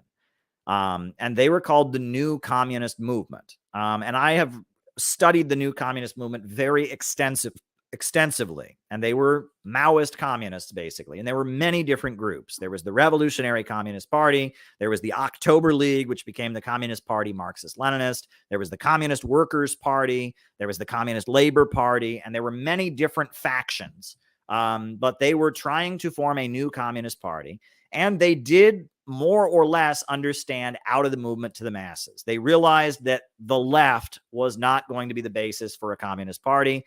And so they got jobs in factories. They didn't go along with the counterculture. They didn't use drugs. A lot of them were actually anti-gay. I'm not anti-gay, but a lot of them actually did believe that homosexuality was a form of bourgeois decadence. And they were trying to form a new communist party that would be more radical than the Communist Party USA and would be, taking direction and guidance from China. And it's a sad story because for a decade, these people in many different groups, they organized, they got jobs in factories, they tried to get their coworkers in the factories to get into communism. And the 70s was a bad time because China's politics was changing with the death of Mao. And, well, first of all, with the rise of the Gang of Four, China was aligning with the United States around the world. So that confused them because they'd been anti-imperialists. And then Mao died and Deng Xiaoping came into power, and China was not giving them direction anymore. On top of that, at the same time that they were doing that, the masses of Americans were, they were basically still living in, you still had a strong aristocracy of labor. You still had a comfortable living standard for much of the U.S. working class, that they weren't interested in communism. And then 78, you had the big economic downturn of the Carter years. And the response of much of the white working class was to become more conservative and more pro-imperialist. And you had the rise of Ronald Reagan. And so in response to that, the U.S. working class was becoming more right-wing, becoming less interested in communism than they were before. So as a result of that, by about 1980, especially by about 1982, the new communist movement collapsed, more or less, right? And they basically went into the Democratic Party. They campaigned for Jesse Jackson when he ran for president in 1984. They campaigned for Harold Washington when he ran for president. Harold Washington ran for mayor of Chicago, not for president. In some places,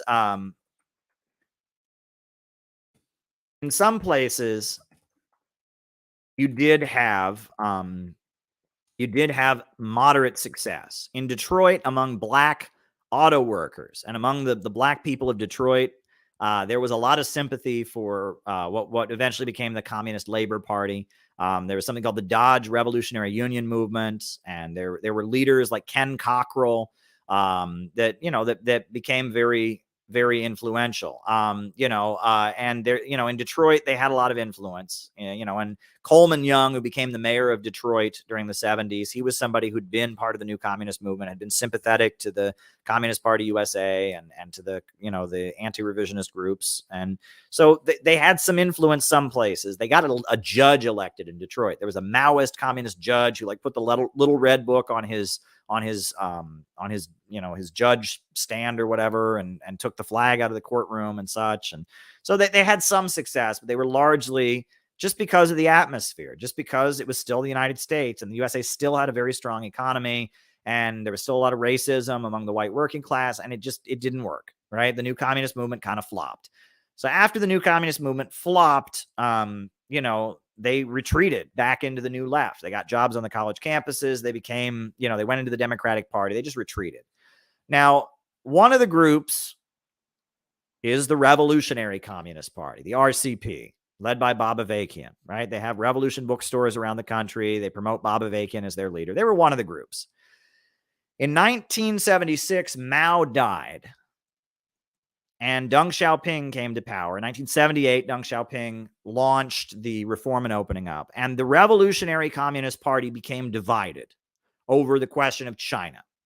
One section of the Revolutionary Communist Party wanted to keep supporting China, and the other section of the Revolutionary Communist Party, led by Bob Avakian, they wanted to keep a relationship, or they wanted to cut all ties with China. A guy named Label Bergman, who had been a founder of the Communist Party. He'd been like a leader of the Communist Party of Montana.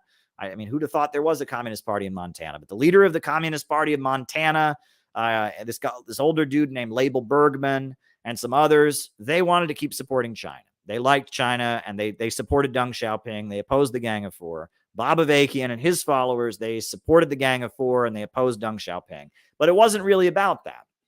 It was about the fact that the RCP had never built, a base among the masses. And if you read, there's a document that they wrote called Red Papers 8, right? And the people who quit the Revolutionary Communist Party in 1978 or 79, they resigned because they continued supporting China, but it wasn't really about that.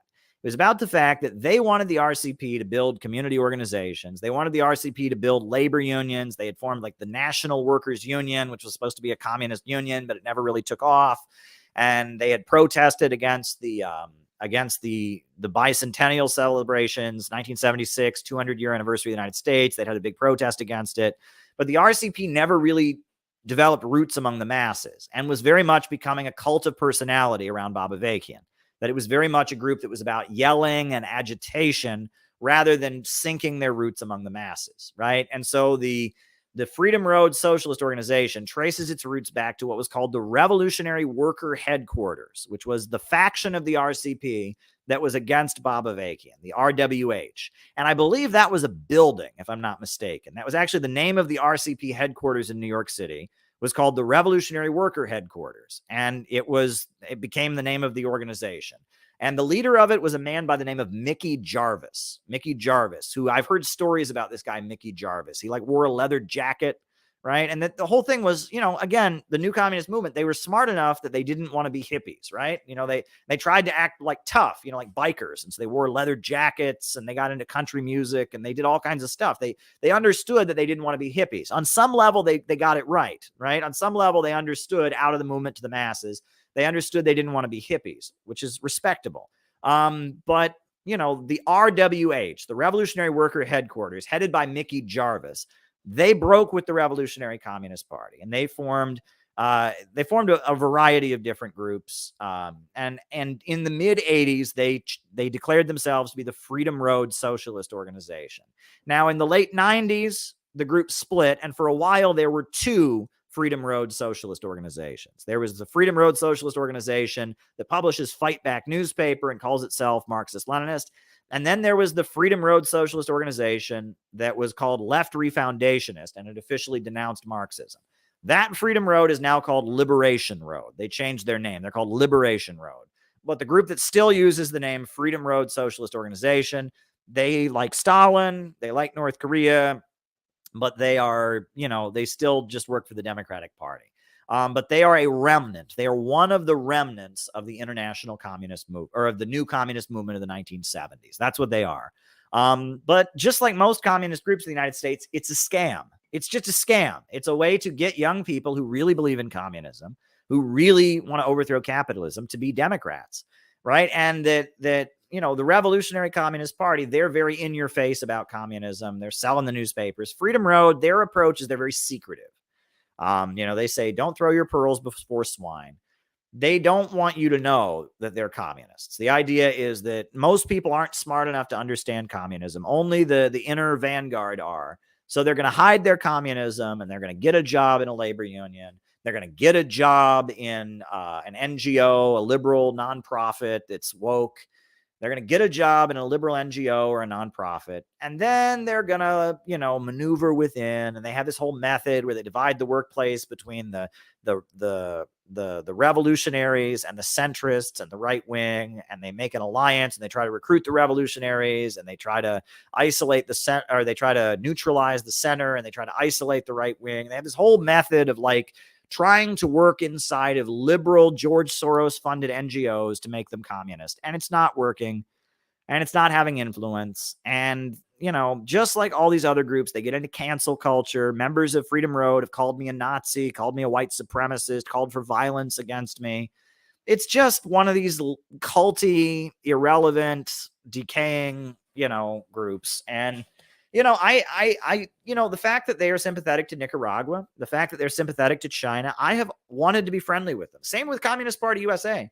I never was hostile to Communist Party USA, but because I work for RT, because I met with Alexander Dugin once, they accused me of being a Nazi and were calling for violence against me. And so it's like, well, when people are calling for violence against me, when people are threatening, you have to obviously keep your distance. And that's, most of these communist groups in the United States, I'm just telling you, they are controlled by American intelligence. They are controlled by the CIA. They are controlled by the FBI. The Communist Party has been controlled by the FBI for decades. I mean, they were re-legalized in 1957. And when they were re-legalized, they basically came back into existence with the FBI saying, you can do this and you can't do that. And you will check in with us every week and we will tell you what you can do and what you can't do. And, most of these groups are just completely controlled by the deep state. And that's why they're doing what is so clearly against their ultimate interest, right? Freedom Road endorses the Democrats in every election. They tell their members, despite claiming to be Maoist communists, despite claiming the heritage of Stalin, they told people to vote for Joe Biden. But it's not just that, right? I mean, you could say voting for Joe Biden is a tactic, but they won't challenge wokeness. They go along with it. There's a friend of mine years ago who used to be in Freedom Road Socialist Organization. He told me they had a national convention. And of course, it's all secret and their decoder rings and their secret names. And they get there. And you know what they debated and discussed at their national convention? They had an entire day at their national convention arguing not about trans rights, but about cis privilege. And whether or not trans people who pass, who you can't tell they're trans, whether or not they have cisgender privilege or not. And that was the whole thing. They didn't talk about Mao. They didn't talk about Stalin. They didn't talk about the decline of the capitalist economy. No, they talked about whether transgender people who pass, and you can't tell that they're trans, have cisgender privilege. And that's every communist group in the last 10 years has been taken over by this kind of woke bullshit. Every meeting starts with your pronouns. You sit around, you talk about cisgender privilege and all of that. And anyone who talks about communism and what is to be done and Lenin and, the Soviet Union and China and anyone who's like actually understanding anti-imperialism, there's always one of these kindergarten teachers in the room. There's always one of these hall monitors in the room who's like, sir, I understand that you've read a lot of books. I understand you know a lot about like capitalism and stuff, but this is a group where we empower people of color. This is a group where we lift up voices of women. We're not interested in that communism stuff. We're interested in having a woke kindergarten class. So let's all go back to sitting around a circle and talking about our feelings.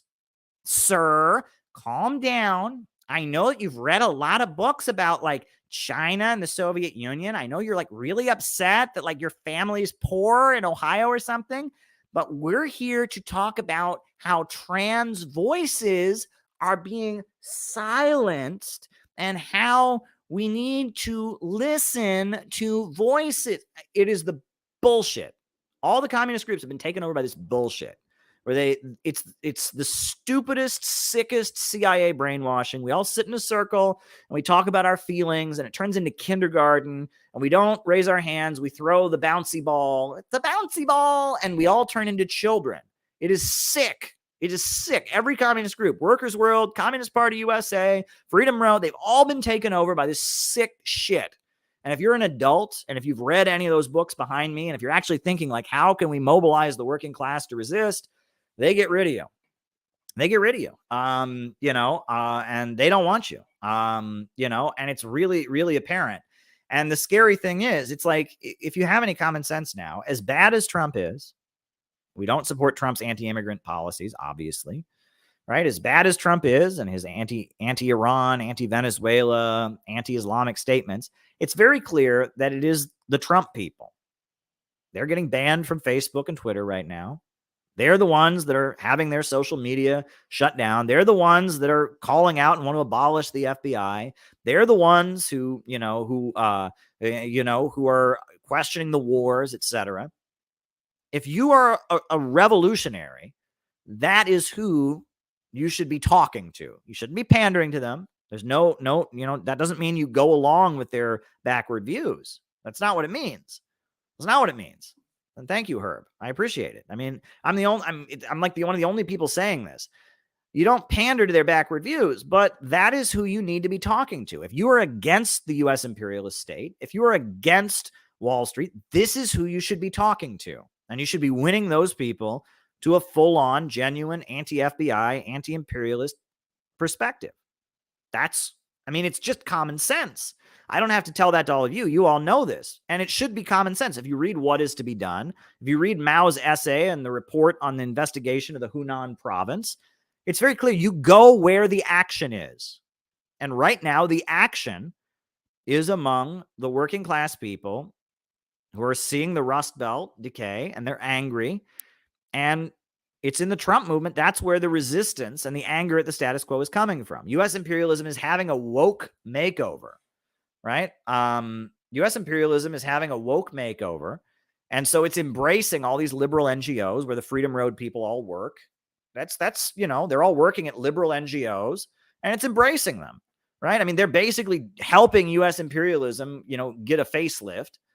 Meanwhile, it is the Trump people, as confused as they are and as wrong as they are about a lot of things, they're the ones that are actually up against the state right now. And so you have to find a way to talk to them. I mean, you have to find a way to talk to them. And if you say that in Freedom Road, they're going to say, you're a Nazi, you're a white supremacist. They're going to kick you right out of there. And if you say that in Communist Party USA, they're going to kick you right out of there. Anyone who says that in a communist group in the United States is going to be booted out of there, because these are fronts for American intelligence. Why do you think they're saying all these crazy things about me all over the internet? Like, I just showed up on the internet one day. I just showed up and someone's like, hey, do you want to debate Destiny? And I'm like, sure. And I kicked Destiny's ass in a debate. All of a sudden, out of nowhere, I'm being called a neo-Nazi. I'm being called a white supremacist. I'm being called I'm the most evil thing. And that didn't work. And I kept recruiting people, and people kept joining my organization. So now they've piled a bunch of crazy sex stuff onto it. And they've taken, some consensual interactions that happened, and they've turned that into, me being a rapist and a pedophile. And and it's like that. None of that has anything to do with what happened. I made some mistakes, but they were, compared to what people are saying, it's nothing, I'm not saying I didn't make some mistakes. I clearly made some mistakes, but it's like, it didn't work. The first attempt to cancel me was that I was a Nazi. Even though I'm an anti-racist, even though I'm married to a person who's not white, even though I've been arrested at anti-racist rallies, and, I must be a white supremacist. That didn't work. So now I'm like a rapist or something like that, even though that's not even what anyone said and has nothing to do with what happened, right? And it's very clear this is an intelligence operation. Very clear this is an intelligence operation. These people have gone all out to try and destroy my reputation. They have, RT America got shut down, and they have viciously gone after me. The same way they've gone after Nick Brana, the same way they've gone after Max Blumenthal, the same way they've gone after all of us. Anyone who puts out an anti-imperialist line, they go for the kill. And they are going out of their way to tell you that and here's the thing, right? How can you tell that Freedom Road Socialist Organization is not the vanguard of the revolution? Because no one's calling them rapist, pedophile Nazis. If they were in any way, if what they were doing was a threat to the state, all over the internet, they'd be called rapist, pedophile Nazis. There'd be videos that are 3 hours long explaining how they're Satanists and they're murderous and they're, Nazis and all that. But there's not, because they're not a threat to the status quo, right? And the same with Communist Party USA. They're not a threat to the status quo. There's no need to make a big, long video explaining that they're rapist, pedophile, Nazi, white supremacist, Trumpers, crypto, fascist. They don't need to do that because they're not a threat to the status quo. The fact that I am so widely attacked indicates that I am a threat to the status quo, because I am getting the Max Blumenthal treatment. I am getting the Nick Brana treatment. I am getting the Jimmy Dore treatment. And so that means I'm on the right side, right? That's what it means. And I will also say this, and this is scary. This is like the kind of thing that keeps me up awake at night. It scares me. I'm just being honest with you. It actually scares me. Center for Political Innovation. We didn't have that much money. We didn't have that many members. Didn't have that many resources. We did more. We did more in like our brief time before our temporary dissolution than any of these groups have done in years. We had public rallies in favor of socialism. We had one in Chicago. We had one in Austin. We had a training school. We published a few books. And I look at this and it's like, so many of these communist groups haven't done anything near what we did. We were in Newsweek. Our conference in Austin was like the talk of the town, and like all these podcasts we're talking about. We did more with our meager resources and our meager membership. I mean, great people, but not many of us. We were just a few hundred people. We did way more than any of these communist groups have done in decades. And you have to ask yourself, why is that? These groups have way more money than we do, way more members than we do. Why were we able to do so much so quickly? Because we're actually doing shit. And these groups are controlled by intelligence. They are controlled by the American government. That's why.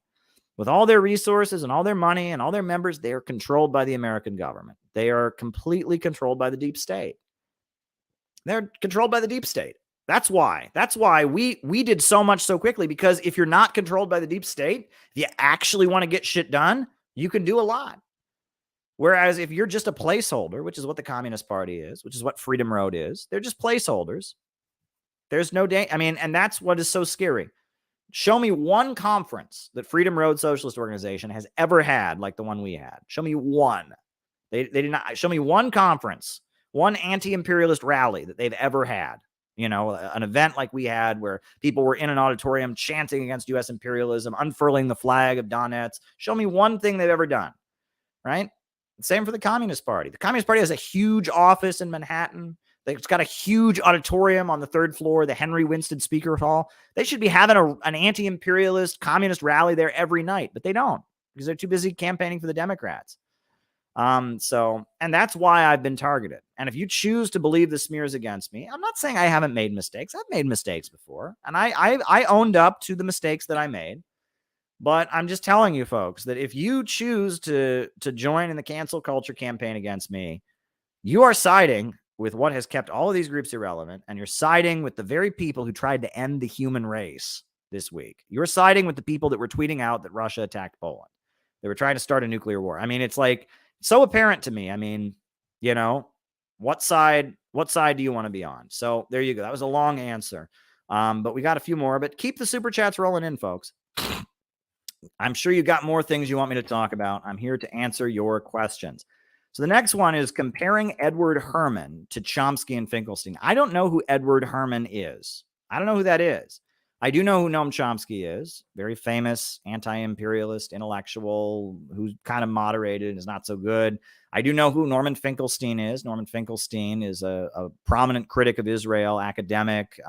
He wrote The Holocaust Industry, about how, his parents were Holocaust survivors, but how what they went through as Holocaust survivors is being manipulated to serve political goals for Israel. And he's a harsh critic of Israel. And yeah, I know who that is, but I don't know who this Edward dude is, so I can't comment on that. Russia's economic relations with Central Asian states. Kazakhstan, very close relationship with Russia, economically, politically. Turkmenistan, a very close relationship with Russia. I mean, the United States has very much worked with Saudi Arabia to foment Islamic extremism and Islamic terrorism in those regions. Generally, those places tend to have state-run industries, state-run mining, state-run natural gas industries. The Eurasian Economic Union works with those countries to cultivate their industries. I've been to conferences in Russia where they have people from Kazakhstan, and they have people from Turkmenistan, and they have people, they have people from the Central Asian countries that are at those conferences. And a lot of the people that were still in power, when the Soviet Union fell, a lot of the old Soviet communist leaders are still government figures in those countries. And there's a huge effort by the United States to foment Islamic unrest there in those countries, right? And that there's a huge effort on Russia's part to make sure that the rights of Muslims are respected, to make sure that there's not a situation where the USA and Saudi Arabia can foment Islamist unrest against the governments there and destabilize them. So there you go. And then, there is that, there's the collective security. The collective security treaty, the CSTO, the collective security treaty organization. that basically any of those countries, if they have a military situation, Russia is obligated to send its military. That's why it was all over, like when Kazakhstan was having its unrest, it was all over American media. Oh my God, Russia's invading Kazakhstan. Well, no, they were obligated. Kazakhstan asked for military support from Russia, and under the CSTO, the Collective Security Treaty Organization, they're obligated to send their military in. And the Russian soldiers went in, and they took care of business, and then they got the hell out of there, which is what they want to do in Ukraine.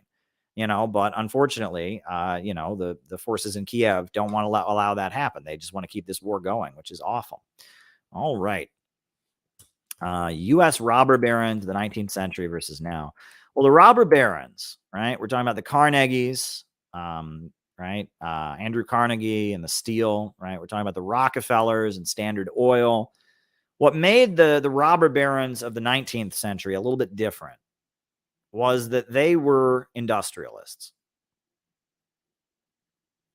They were industrialists, and they exploited their workers and they broke strikes, but they still were industrialists. They still made things. They sold products. This was before the ascendancy of imperialism. Finance hadn't fully taken off yet. Like, the Rockefellers, they became bankers. They weren't bankers yet. They were just oil men. They were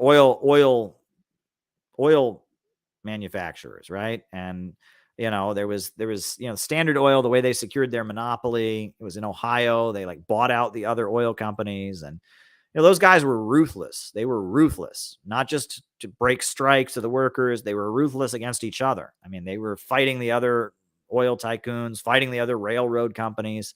Those guys were quite ruthless people.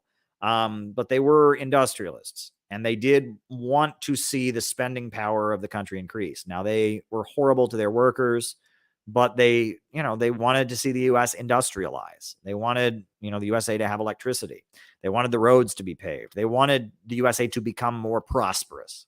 And that in and of itself makes them better, as bad as they were. They were better than the bankers, than the imperialists that just want to make money by having money. They just want to lend money at interest, and they want to control the economy, and they actually want to stop development, right? The industrialists, the robber barons, they were not into degrowth. They weren't into degrowth. They weren't into hurting economic development. They wanted the economies of these countries of the United States to develop. And I think that's a fundamental difference that gets overlooked. And that's why Lenin wrote his important book, Imperialism, the Highest Stage of Capitalism. So there you go. How serious is the crisis in Iran, and how have you had contact with Iranians about it? The answer is no and no. I don't know how serious the crisis is. I have a feeling the Islamic Republic won't fall, but it's serious unrest. But I haven't been in touch with Iranians about it. No, I have not been in touch with Iranians about it. But, I would like to. If there's an Iranian person who'd like to come on here and tell their side of the story, now that we're up and running, things got going during our brief pause. But yeah, I would like to have an Iranian on here to come on and talk about it. So maybe we can arrange that. But there we go. But yeah, I haven't been in touch with Iranians about it. No, I have not. The history of socialism in Yemen. Well, during the 1970s and 80s, you had the DPRY, South Yemen, the Democratic People's Republic of Yemen. The DPRY, it was called. And South Yemen, there is still a movement in Yemen today for South Yemen to be restored. It's called the Southern Movement. And they want Southern Yemen to be restored as an independent country, the DPRY. That exists. And there's a lot of people in Yemen who feel that, the northern Yemen is where the mountains are, right? And South Yemen is where the ports are, right? Where the docks for the ships and stuff. And a lot of people in Yemen feel like it is two countries in one, right? South Yemen is where the cities are, etc. Northern Yemen is where the mountain regions are and the tribes are. And that, the Houthis, that are the group that's fighting Saudi Arabia now, the Houthis, one of the things that they want is autonomy. They're not the religious minority. They are majority. They are Shia Muslims. And one of the things that they call for is they don't want all of Yemen to become an Islamic Shia government. They want their areas in northern Yemen to be a Shia Muslim government. They want South Yemen to return to the control of the DPRY and the Southern Movement. And they want regional autonomy. And that's very important because Yemen is a very divided country. There are many different forces there, many different religious groups, many different political currents. But there you go. How would I go about talking to you, Caleb? As a normal worker, I feel like I would have a good talk, nothing but love. Send me an email. All right, calebmaupin@gmail.com. That's how you can reach me. I will say I have to be a little more careful. Folks, I mean, I have to be a little more careful. It used to be that if someone was in my neighborhood, I could just get together and have dinner with them. I can't be doing stuff like that now. The vicious attacks that I've been subject to, I cannot take the risk of just showing up places anymore. I get on the train in New York City to go, meet with somebody in Manhattan. And then I swear I see on Twitter, like 2 days later, I saw Caleb on the train and they list exactly where I was. It's actually very scary. And I got to be more careful. And, part of what we're doing with CPI, I mean, I'm not going to get into too specifics about it, but I'm going to be much more careful. I mean, access to me will be much more restricted, right? And that's one of the good things about being a patron. If you're a patron, you're going to get invited to very scheduled meetups, but access to me has to be restricted because now that they've accused me of God knows what, I mean, they've taken truths and blown them up into things they are not. Anyone can say anything about me right now, right? But anyone can say anything about me now.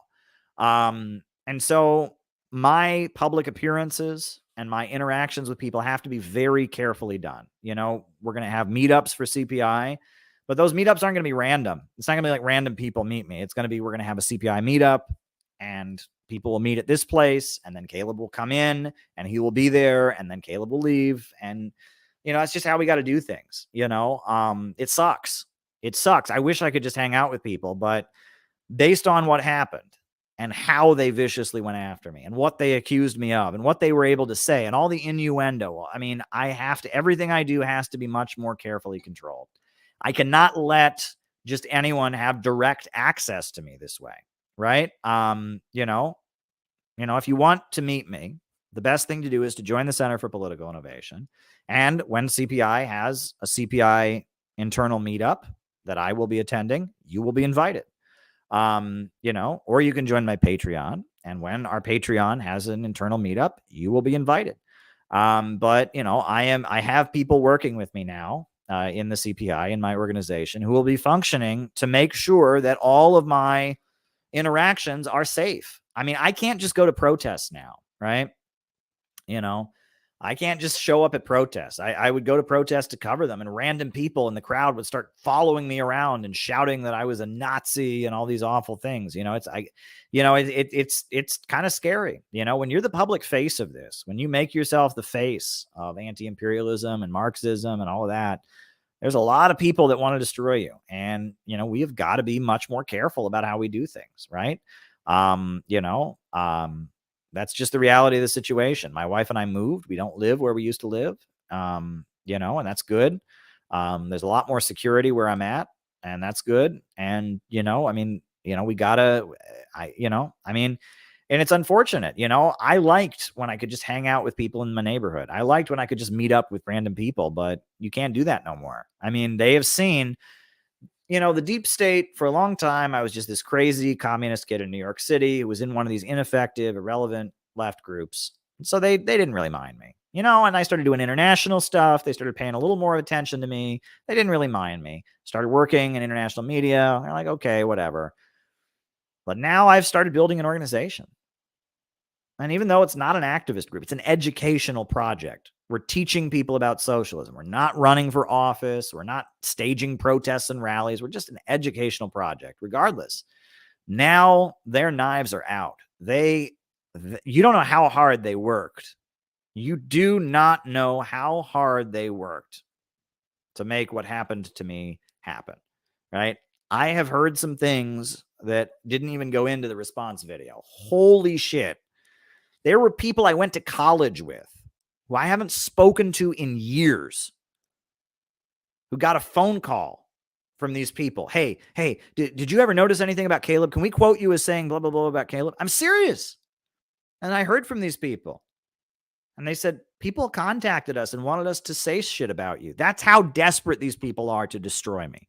They are viciously out to get me.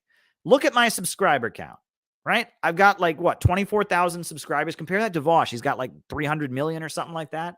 Why do they spend so much time talking about me?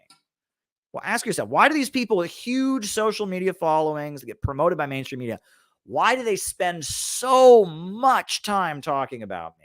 So much time trying to convince you I'm a rapist. So much time trying to convince you that I'm a Nazi and an axe murderer, and I'm like literally Hitler combined with Jeffrey Dahmer. Why do they do that? I clearly am a threat to these people. What I'm doing here is so obviously genuine, and it has continued to win people around, to attract people, and it scares the living hell out of them. This is the real threat to the deep state here. Not the protest cage, not Freedom Road getting jobs at liberal NGOs. This is the real threat to the deep state. As weird as that sounds, right? Because at the end of the day, you know, they always say, well, no, Caleb, you don't do anything. Yes, we do. We have conferences. We educate people. The vanguard party doesn't make the revolution. The masses make the revolution. I'll get to the question about the Progressive Labor Party in a minute. Good question. We'll get to it. But this is an important point. The vanguard party does not make the revolution. Go and read What Is to Be Done. Go and read the Little Red Book. The masses are the real heroes. Don't bash the normies, folks. Don't bash the normies. As frustrated as we get with the normies, those are the people that are going to make the revolution. The normies are going to make the revolution. All we can do is give it ideological guidance. All we can do is nudge it in the right direction.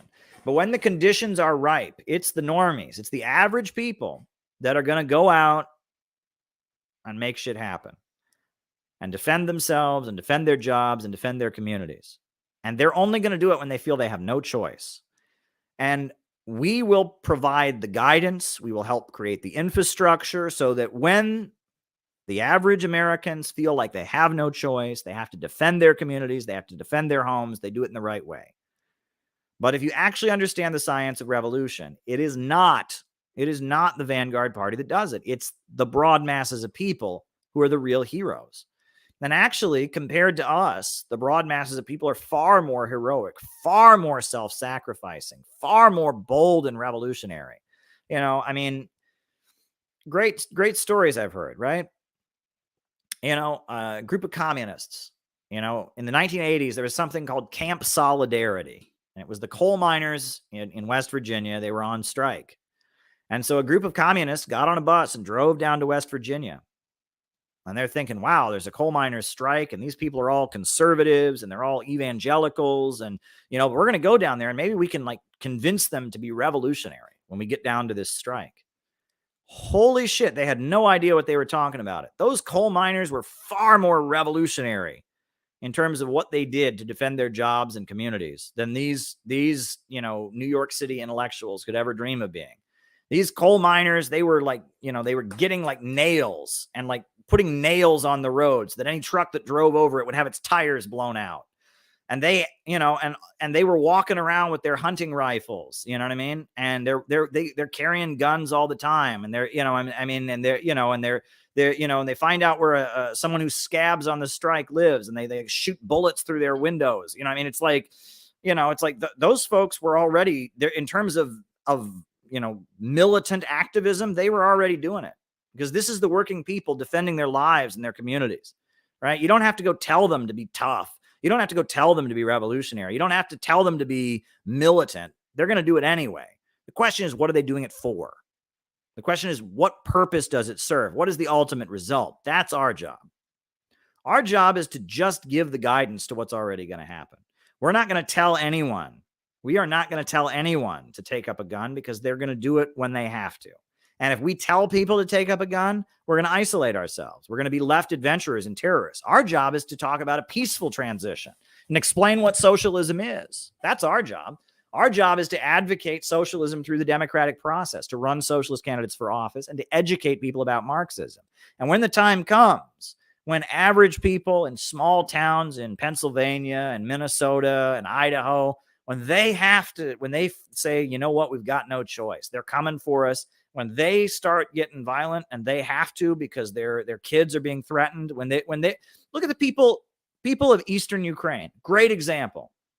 Did the people of Donetsk and Lugansk, did they want violence? No, they didn't want violence.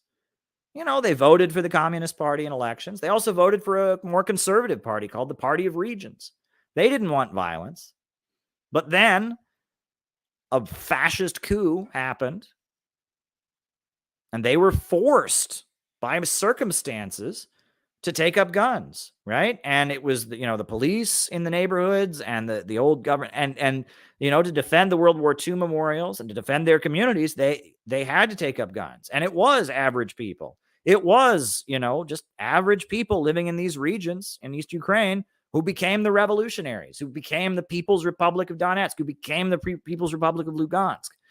And if the communists of Donetsk and the communists of Lugansk had been going around preaching violence, going around advocating violence, going around saying we need to have a big civil war, they would have isolated themselves. But instead, they were going around advocating sensible policies, explaining that the problem is capitalism, explaining why the fall of the Soviet Union was bad, defending the legacy of the Soviet Union.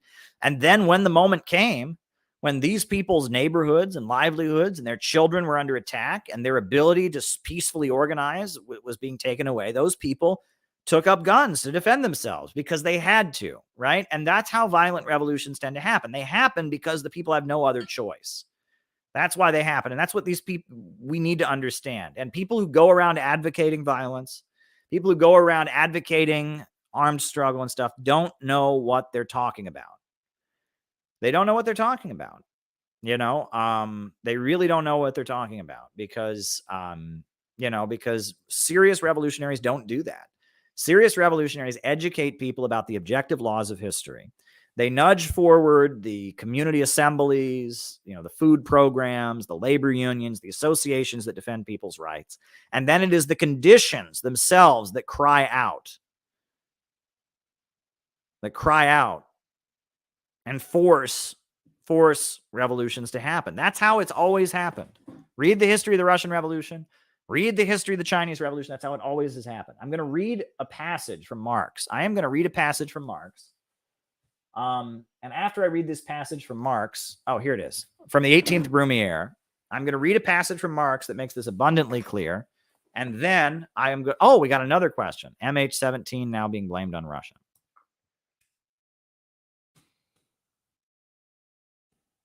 All right. So now I'm going to read you this passage from Marx. It's a poetic passage from Marx, right?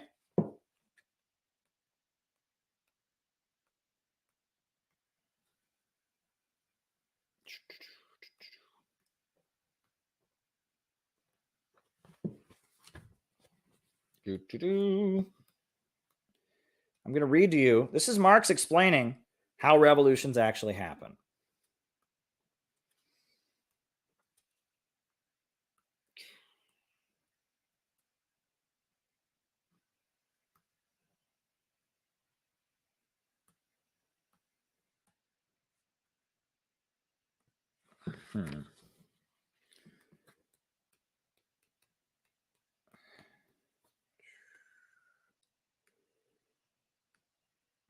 Okay, where is it? Actually, I am gonna have to find it online. I thought I had it underlined in the text, but I'm gonna have to find it online.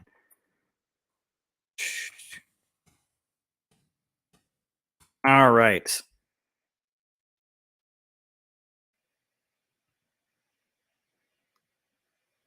Okay.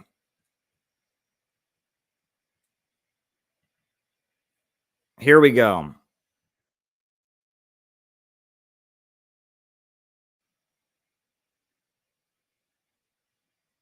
Bourgeois revolutions, like those of the 18th century, storm more swiftly from success to success. Their dramatic effects outdo each other.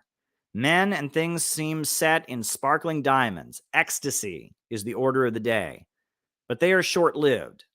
Soon they have reached their zenith.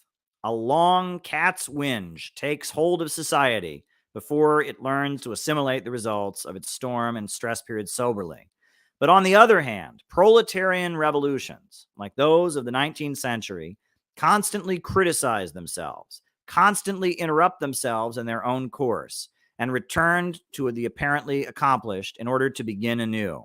They deride with cruel thoroughness the half measures, weaknesses, and paltriness of their first attempts, seem to throw down their opponents only so the latter may draw strength from the earth and rise before them again more gigantic than ever, recoil constantly from the indefinite colossalness of their own goals, until a situation is created which makes all turning back impossible, and the conditions themselves call out, "Here's the rose, now dance." And what is Marx saying here? What is Marx saying in that passage? Right? He's saying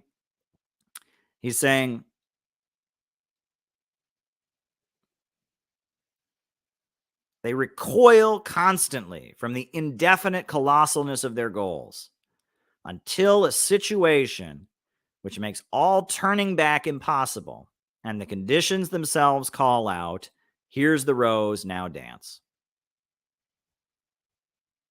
Right? Meaning that they only do it when they have to. They only do it when they have to. They only do it when there's no turning back. That is the nature of the proletarian revolution, and that's a really, really important thing. But anyway, so the next question we've got here is, what about the history of the Progressive Labor Party? All right. Okay, well, the Progressive Labor Party, it was started in Buffalo, New York. And so the communist, 1956, Khrushchev gives his secret speech. Khrushchev gave the secret speech and threw Stalin under the bus, said that Stalin was bad, Stalin was no good. And that caused a complete crisis in the global communist movement. And in the Communist Party USA, like 2/3 of the members quit, and it was a big disaster. Well, 1957, the Communist Party had a convention. And at the convention, the Communist Party split. There were 3 factions of the party. The first faction was led by John Gates, and John Gates wanted to completely drop Marxism-Leninism and cut ties with the Soviet Union. And he wanted to make the Communist Party a mass party of socialism and merge with the Socialist Party. And then there was the Gus Hall faction, led by Gus Hall and Eugene Dennis. And their feeling was they were going to keep Marxism-Leninism, keep tied to the Soviet Union, but they wanted to denounce Stalin and go along with Stalin, or the denunciations of Stalin, right?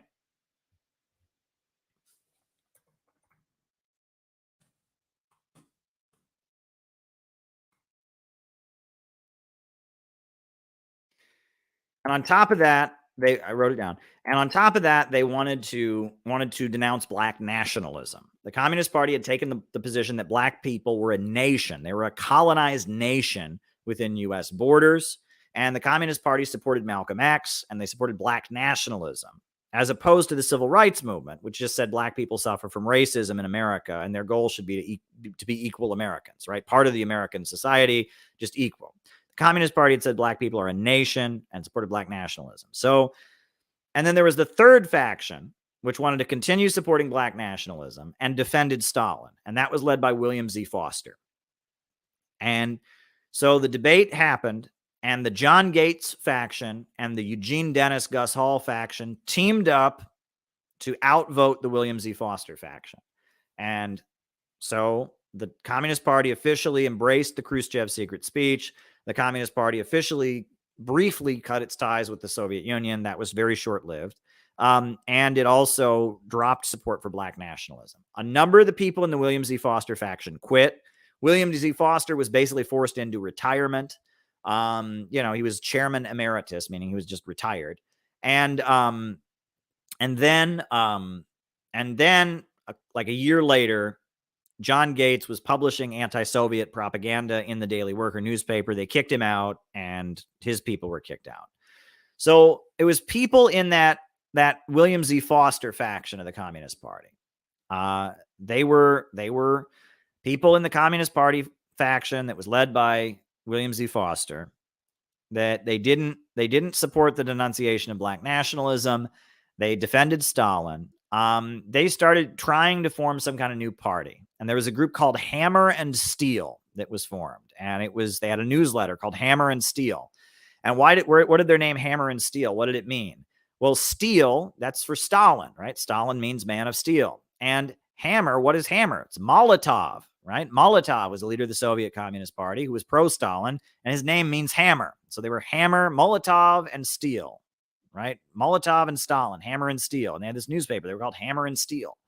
And they were based in Boston. They had something called like the New England Labor Party or something. They were a communist organization that broke away. And Khrushchev actually gave a speech condemning China. And he said, China has fomented a split in the American Communist Party. And they formed Hammer and Steel, right? And Khrushchev mentioned them in a speech. That was like their glowing moment. It was never more than like 10 people, Hammer and Steel.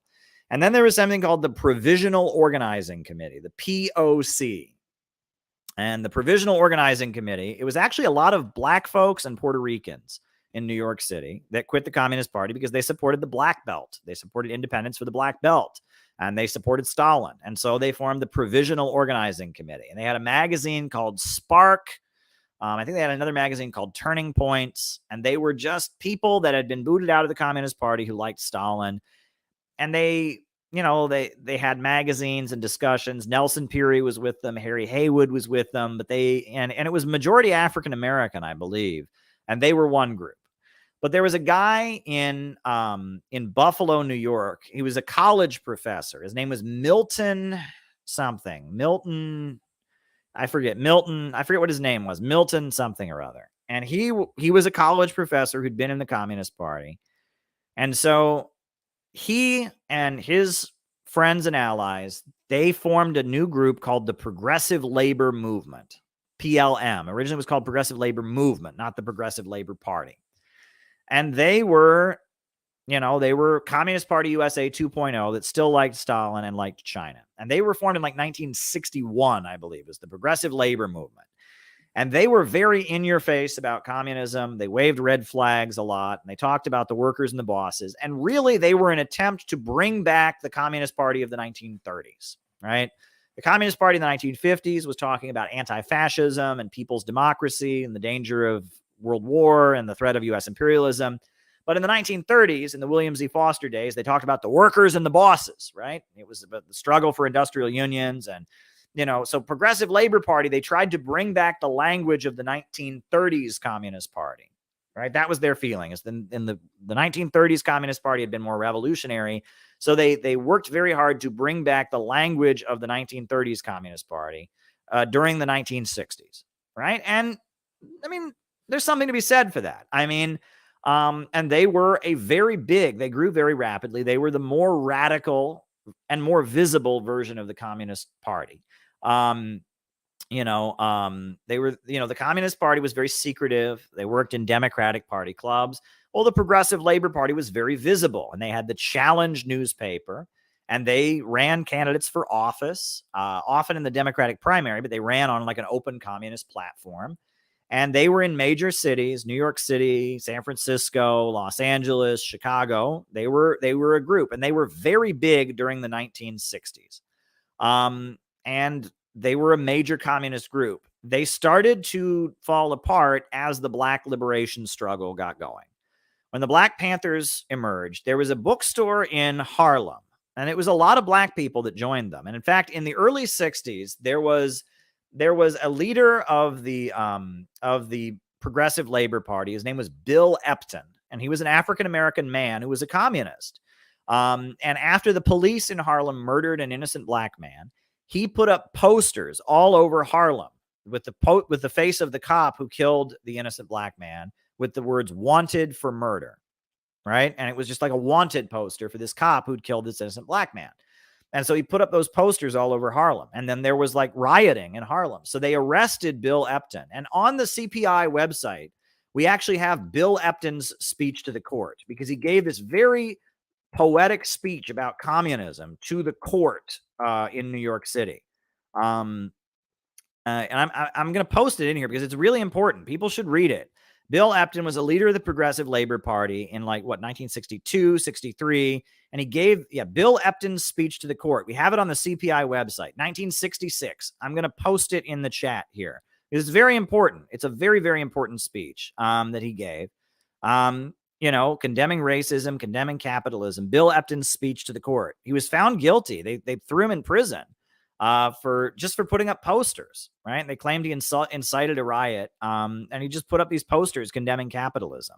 And there was a whole campaign to free Bill Epton and such. And, the Progressive Labor Party was one of the big communist parties in the early 60s, but up into the late 60s, they started to become a majority black organization. And the thing was, the people leading it were white, okay? And they were old Communist Party people from the 1930s. And they were threatened by the black majority that was emerging in the party. And there was, my understanding of it is there was a bookstore in Harlem, a black revolutionary bookstore, the New World Bookstore, that was run by Progressive Labor Party. And that because the black liberation movement was the main form of activism that was happening at that time, and because of the fact that that communism was the main revolutionary current in the world, it was mainly black people that were joining the Progressive Labor Party. And Bill Epton was a very charismatic leader in Harlem. And so as the Progressive Labor Party is becoming a majority African-American organization and such, the Black Panthers emerged. And the Black Panthers were black nationalists, right? And the Progressive Labor Party saw the Black Panthers as competitors. They wanted black people to join the Progressive Labor Party. They didn't want black people to join the Black Panthers. So the leaders of the Progressive Labor Party, they published a document called Revolutionaries Must Fight Nationalism. And they declared that all nationalism is reactionary. And they broke with Lenin. Lenin had said, we support the nationalism of the oppressed against the national chauvinism of the imperialists. Progressive Labor Party said all nationalism is reactionary. Right? And they denounced the Black Panthers. And they said that the Black Panthers are espousing black nationalism. That is reactionary. And they took that position. And they went all in against black nationalism. And as a result, that started to isolate them from the revolutionary movement. Because the Black Panthers did not appreciate that. Members of Progressive Labor Party and members of the Black Panthers started to have fist fights with each other. And you can actually read, Fred Hampton. There's a speech by Fred Hampton that he gave where he refers to those PL motherfuckers. And the Black Panthers hated Progressive Labor Party because they were anti-black nationalism. And after the Progressive Labor Party started taking the position that black nationalism was reactionary, their politics started shifting. Because they were supporting China and, the Soviet Union was supporting the Vietnamese people. They started calling the leaders of the Vietnamese National Liberation Front, they started calling them revisionists and saying they were holding back the revolution. When the Vietnamese started negotiating with the United States, they said that was selling out the revolution. So they denounced the National Liberation Front of Vietnam. And, they were encouraging young people to get jobs in factories. They were ahead of the new communist movement. The new communist movement was later, but they were encouraging young people to get jobs in factories. And, as the 60s political upsurge started happening, 1968, 1969, Students for a Democratic Society and those kind of groups were going into the street and doing street fighting and doing militant kind of street fighting stuff. Progressive Labor was saying, no, go get jobs in factories, which, there's something to be said for that. That's out of the movement to the masses. They kind of got it, right? But they were, at that moment, the action was very much, with the radicals, and they were not supporting the Black Panthers. And their newspaper was just dedicated to every issue had attacks on the Black Panthers. The Black Panthers are black fascists. They're black nationalists. All nationalism is the enemy of the working class. And so by about the early 70s, the Black Panthers, were rising and progressive labor was declining. Students for a Democratic Society, which was the big campus radical organization, was divided between Progressive Labor Party and everybody else. And the 1969 convention of Students for a Democratic Society is where Students for a Democratic Society collapsed, because the Weathermen and Revolutionary Youth Movement took it one way. They were supporting the Vietnamese, they were supporting the Black Panthers, and Progressive Labor Party took it another way. And Progressive Labor Party formed what they called the Workers' Student Alliance, and that was their breakaway from Students for a Democratic Society. And the Weathermen, they formed the Revolutionary Youth Movement, which eventually, deteriorated, like collapsed, and turned into a bombing terrorist group, And so, that's what happened there. The new communist movement of the 70s, it's very interesting. So Progressive Labor Party didn't support the Black Panthers, didn't support the Vietnamese, broke with SDS, went into the factories. The Revolutionary Youth Movement, they supported the Black Panthers, they supported the Vietnamese. The leaders of the Revolutionary Youth Movement, Bernardine Dohrn, Bill Ayers, they formed this ultra-left street fighting group, the Weathermen, that was engaging in like violent, the Days of Rage and stuff like that. But then it was leaders of Revolutionary Youth Movement who didn't go along with the Weathermen. Bob Avakian, Mike Klonsky, Jerry Tung, Carl Davidson, those folks formed Revolutionary Youth Movement 2, which rejected the ultra-left adventurous tactics of the Weathermen. And the Black Panthers endorsed Revolutionary Youth Movement 2. There's a famous clip of Fred Hampton. We'll actually show it. Fred Hampton denouncing left adventurous terrorism. And the Black Panthers, they endorsed Revolutionary Youth Movement 2. This is actually a very famous piece of film that we got to show. So this is very important. This is Fred Hampton denouncing left adventurism.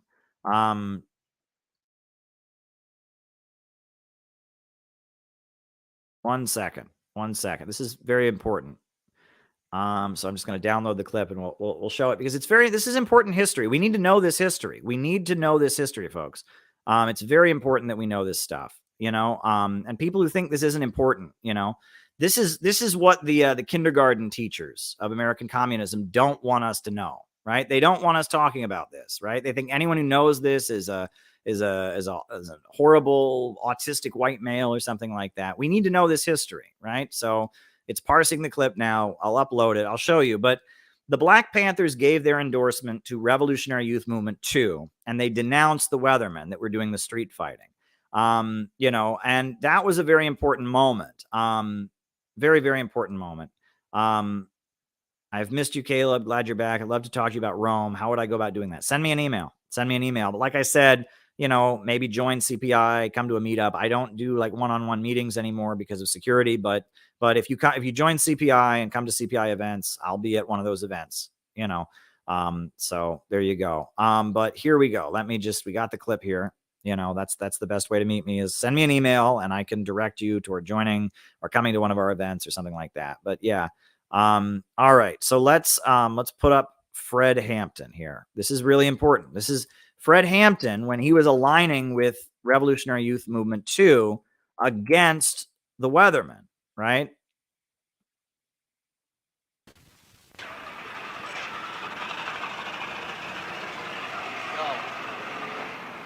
Fred, where does the Black Panther Party stand concerning the Weathermen, the SDS? We stand way back from the SDS and the Weathermen, because we believe that the Weathermen action is two actions. It's RIM 2 and Weathermen. We think they call them both national action. We think that RIM 2 is national action, Weathermen is national reaction, So hear that? He's endorsing RIM 2, Revolutionary Youth Movement 2, and their national action, and Weatherman is national reaction. We think it is anarchistic, opportunistic, individualistic, it's chauvinistic, it's custoristic, and that's the bad part about it. It's custoristic in that its leaders take people into situations where the people can be massacred, and they call that revolution. And it's nothing but child's play, it's folly, and it's criminal because people can be hurt. We say that they're doing exactly what the pigs want them to do. When they take people down and just do nothing, play around, and the pigs are prepared for this, and they'll wipe all of those young people out. We think these people may be sincere, but they're misguided, they're muddleheads, and they're scatterbrains. The only way we can show them is to criticize them like we're doing right now, and then leave from here and go to the federal building and have a demonstration that's to educate, a demonstration that is disciplined and organized, and that's what we're going to have to do, and let them see the examples. Tell me why you feel the approach of the SDS Weatherman is wrong. I feel it is wrong, just as I said before, No, don't tell me just you say before. That's why I asked you again. Just answer straight, just in case we use this part. I feel that it's Let me wrong. ask you again. Why do you feel that the approach of the SDS weatherman is the wrong approach? I feel that it's wrong because it's pig action, you see. They're doing exactly what the pigs want them to do. They're leading people into a situation where it's an astronomical situation, too great for the people to deal with. It's a situation where you got a bunch of mechanical pigs with 357 Magnums and shotguns and mechanical mace and all that type of thing. And then they're talking about they're going to carry on a revolutionary struggle. That's not revolution, it's insanity, it's madness, it's nostalgia, and it's a massacre. That's what it's potential massacre, that's what it is. And we don't support that because we've said all power to the people. All the power is manifested in the people. We don't have any people whose lives we believe that should be thrown away. Has the weatherman SDS tried to get you to go on their side? Have you met with them, and what happened? We met with the weatherman faction of SDS several times. We've had ideological struggles and we have ideological differences. So what we did was we had the other faction of SDS that agreed with the Black Panther Party called for an alternate action, a well-disciplined action not to provoke pigs, an action not to talk about setting up confrontations with the pigs because the people are not ready for confrontation. These confrontations that they have are premature. They're politically premature and they're wrong because they commit people in a situation which they're not anywhere prepared for. Well, why do you think the weatherman SDS tried to link the Black Panther Party to its movement? I don't know if it was actually the weathermen of SDS. I'd have to say that it was the establishment press that is nothing but a tool of Warden Nixon's machine. We call him Warden Nixon because the whole world is a penitentiary and he's just a warden of the whole world. And you see, these people are just an arm that he uses for fascist oppression, you know. And I think that these fascist news media might have did that. Now, briefly, how would you sum up what the weatherman SDS is trying to do and what you think of what they're trying to do? I'd say that basically they believe that white people need to learn how to struggle. That they believe that these white workers need to learn how to struggle through confrontations. I'd have to say that basically I believe that this is incorrect.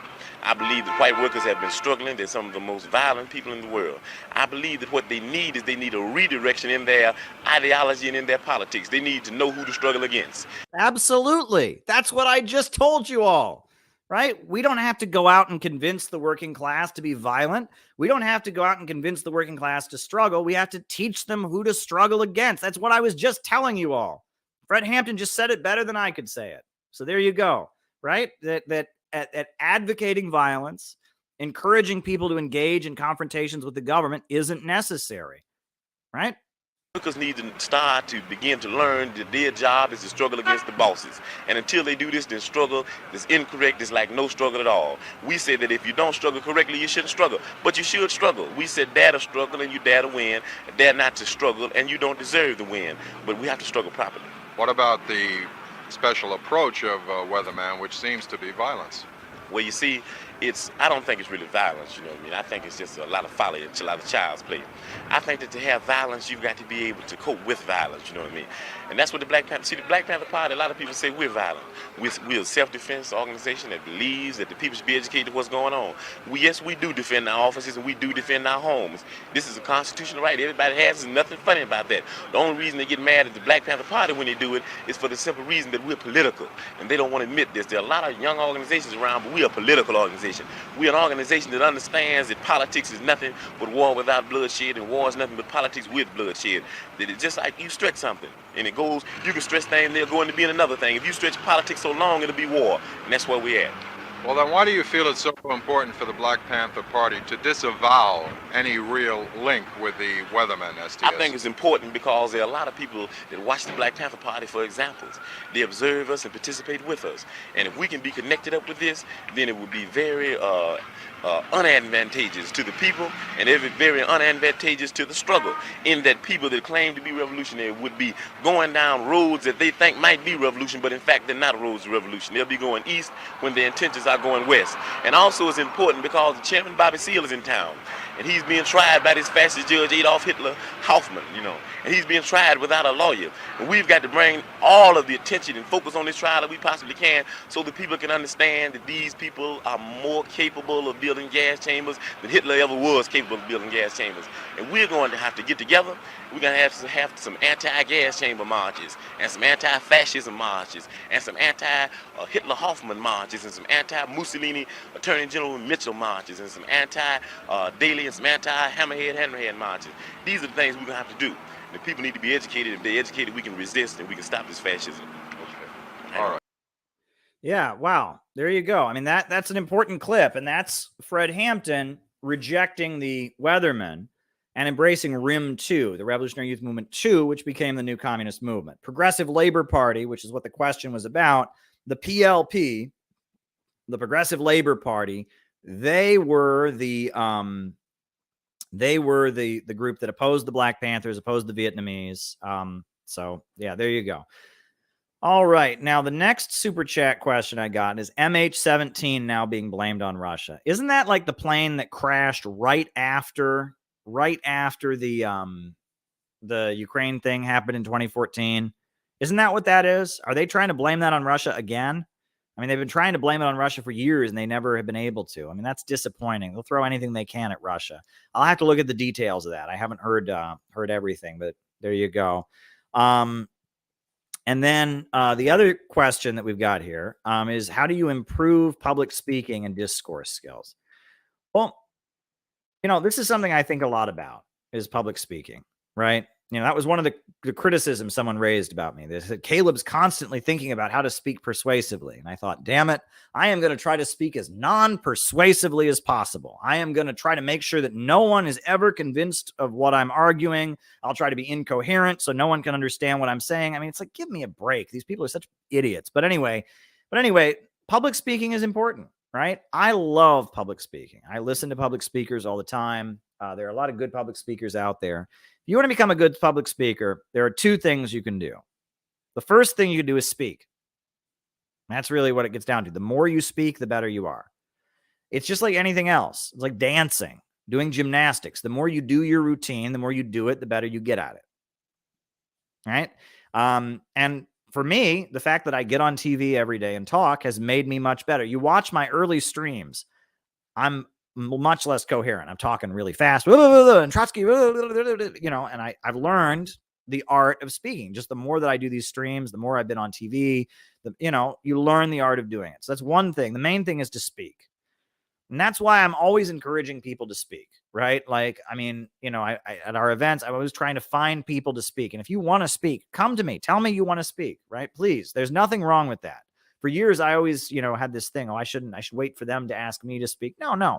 If you want to speak at a CPI event, if you're a CPI member and you want to speak, you can work with me. I would love to have you speak. We need more people to speak. I want to empower people to speak. I want to train people to be good speakers. I love oratory. I love rhetoric. I love all of that. So, but the more you speak, the more you learn. That's the first thing. Second thing is, find a speaker you like. Not a speaker that you agree with necessarily, but a speaker who holds your attention, a speaker who hits you emotionally, a speaker that entertains you. Find a speaker you like and listen to them and try to study their technique. Figure out why you like it. Why is it that you like it, what they had to say? Why is it that, how did they strike, and study the technique of that speaker. Those are the two things I would recommend you do. Just one is just you learn by doing. Right? If Mao said, if you want to taste a pear, you must bite into it. That's one. Two, find speakers that you like and learn technique from them. And a lot of people don't get that. I tell people, find speakers that you like and look at their technique. And they always say, no. And they always tell me a speaker they agree with and all that. I'm like, no, you want to find a speaker who you enjoy the technique. That's what you want to do. And then you want to figure out why you enjoy it. You want to take it apart. You want to use your mind to take it apart. Almost analyze it almost like it's a piece of music, right? That's what you want to do, right? You want to, I mean, that's what I like to do. This is the kind of stuff I think a lot about, but that's my advice. And one thing that we want to do in CPI is train people to speak, and I would like to cultivate young people to be good speakers. It's taken me years to speak as well as I do, and honestly, I see some of these young people come around that are better than I am, right? I mean, when I first started public speaking, I was nowhere near as good as I am. I see these young people that are 18, 19, and they're already killing it. And that's good. That's a really good sign. They have stage presence. They have ability. So there you go. There you go. Any other questions? Anyone else have anything else they want to talk about? Anything else they want to ask about on this stream? Anything else, folks? Anything else? If not, we will end the stream. So there you go. There you go. But I do want to remind people that, well, I don't know, couple things. Yeah, you are getting the Jimmy Dore treatment. I follow your CPI efforts and found it affirming, inspiring. Thank you. Thank you. We just got to keep going, and, the more we just keep going, the more we do what we got to do, the more we're winning, right? At the end of the day, because, if we just keep going, if we show that we are relentless, I think that's the road to victory. And that ultimately, if you look at it, I mean, socialism will be victorious. Russia and China's economies are growing. Western capitalism is collapsing. The world is changing. And ultimately, Western capitalism will be defeated. And a new world where the banks, factories, and industries are organized to serve public good and not the profits of a few will triumph. It will triumph. So if you want to help us in that endeavor, by all means, you can join the Center for Political Innovation. If you want to help out with our events and be part of our operations, you can join the CPI. That's one thing you can do. And if you want to support our work and support the work that I'm doing, and be part of patrons only streams and discussions, you can support us on Patreon. And Monday we are having a patrons only stream, so you can join the Patreon if you want to support us as well. But yeah, it's been a great stream tonight, folks. Just short of 3 hours, but that's good. We talked about a wide range of topics, didn't we? It was a wide-ranging stream tonight, as it should be, right? This is what we should do. So there we go. I like it when we talk about all kinds of different things. We critiqued Hillary Clinton, and we talked about all kinds of things. Fred Hampton, Progressive Labor Party, and all kinds of stuff. A new upsurge in the struggle against U.S. imperialism is now emerging throughout the world. Ever since World War II, U.S. imperialism and its followers have been continuously launching wars of aggression, but the people of various countries have been continuously waging revolutionary wars to defeat their aggression. And while the danger of a new world war still exists, and the people of all countries must get prepared, revolution is the main trend in the world today. While the danger of a new world war still exists, and the people of all countries must get prepared, revolution is the main trend in the world today. Good night, folks. We need a government of action that will fight for working families. A government of action to fight for working families. A government of action to fight for working families. Good night.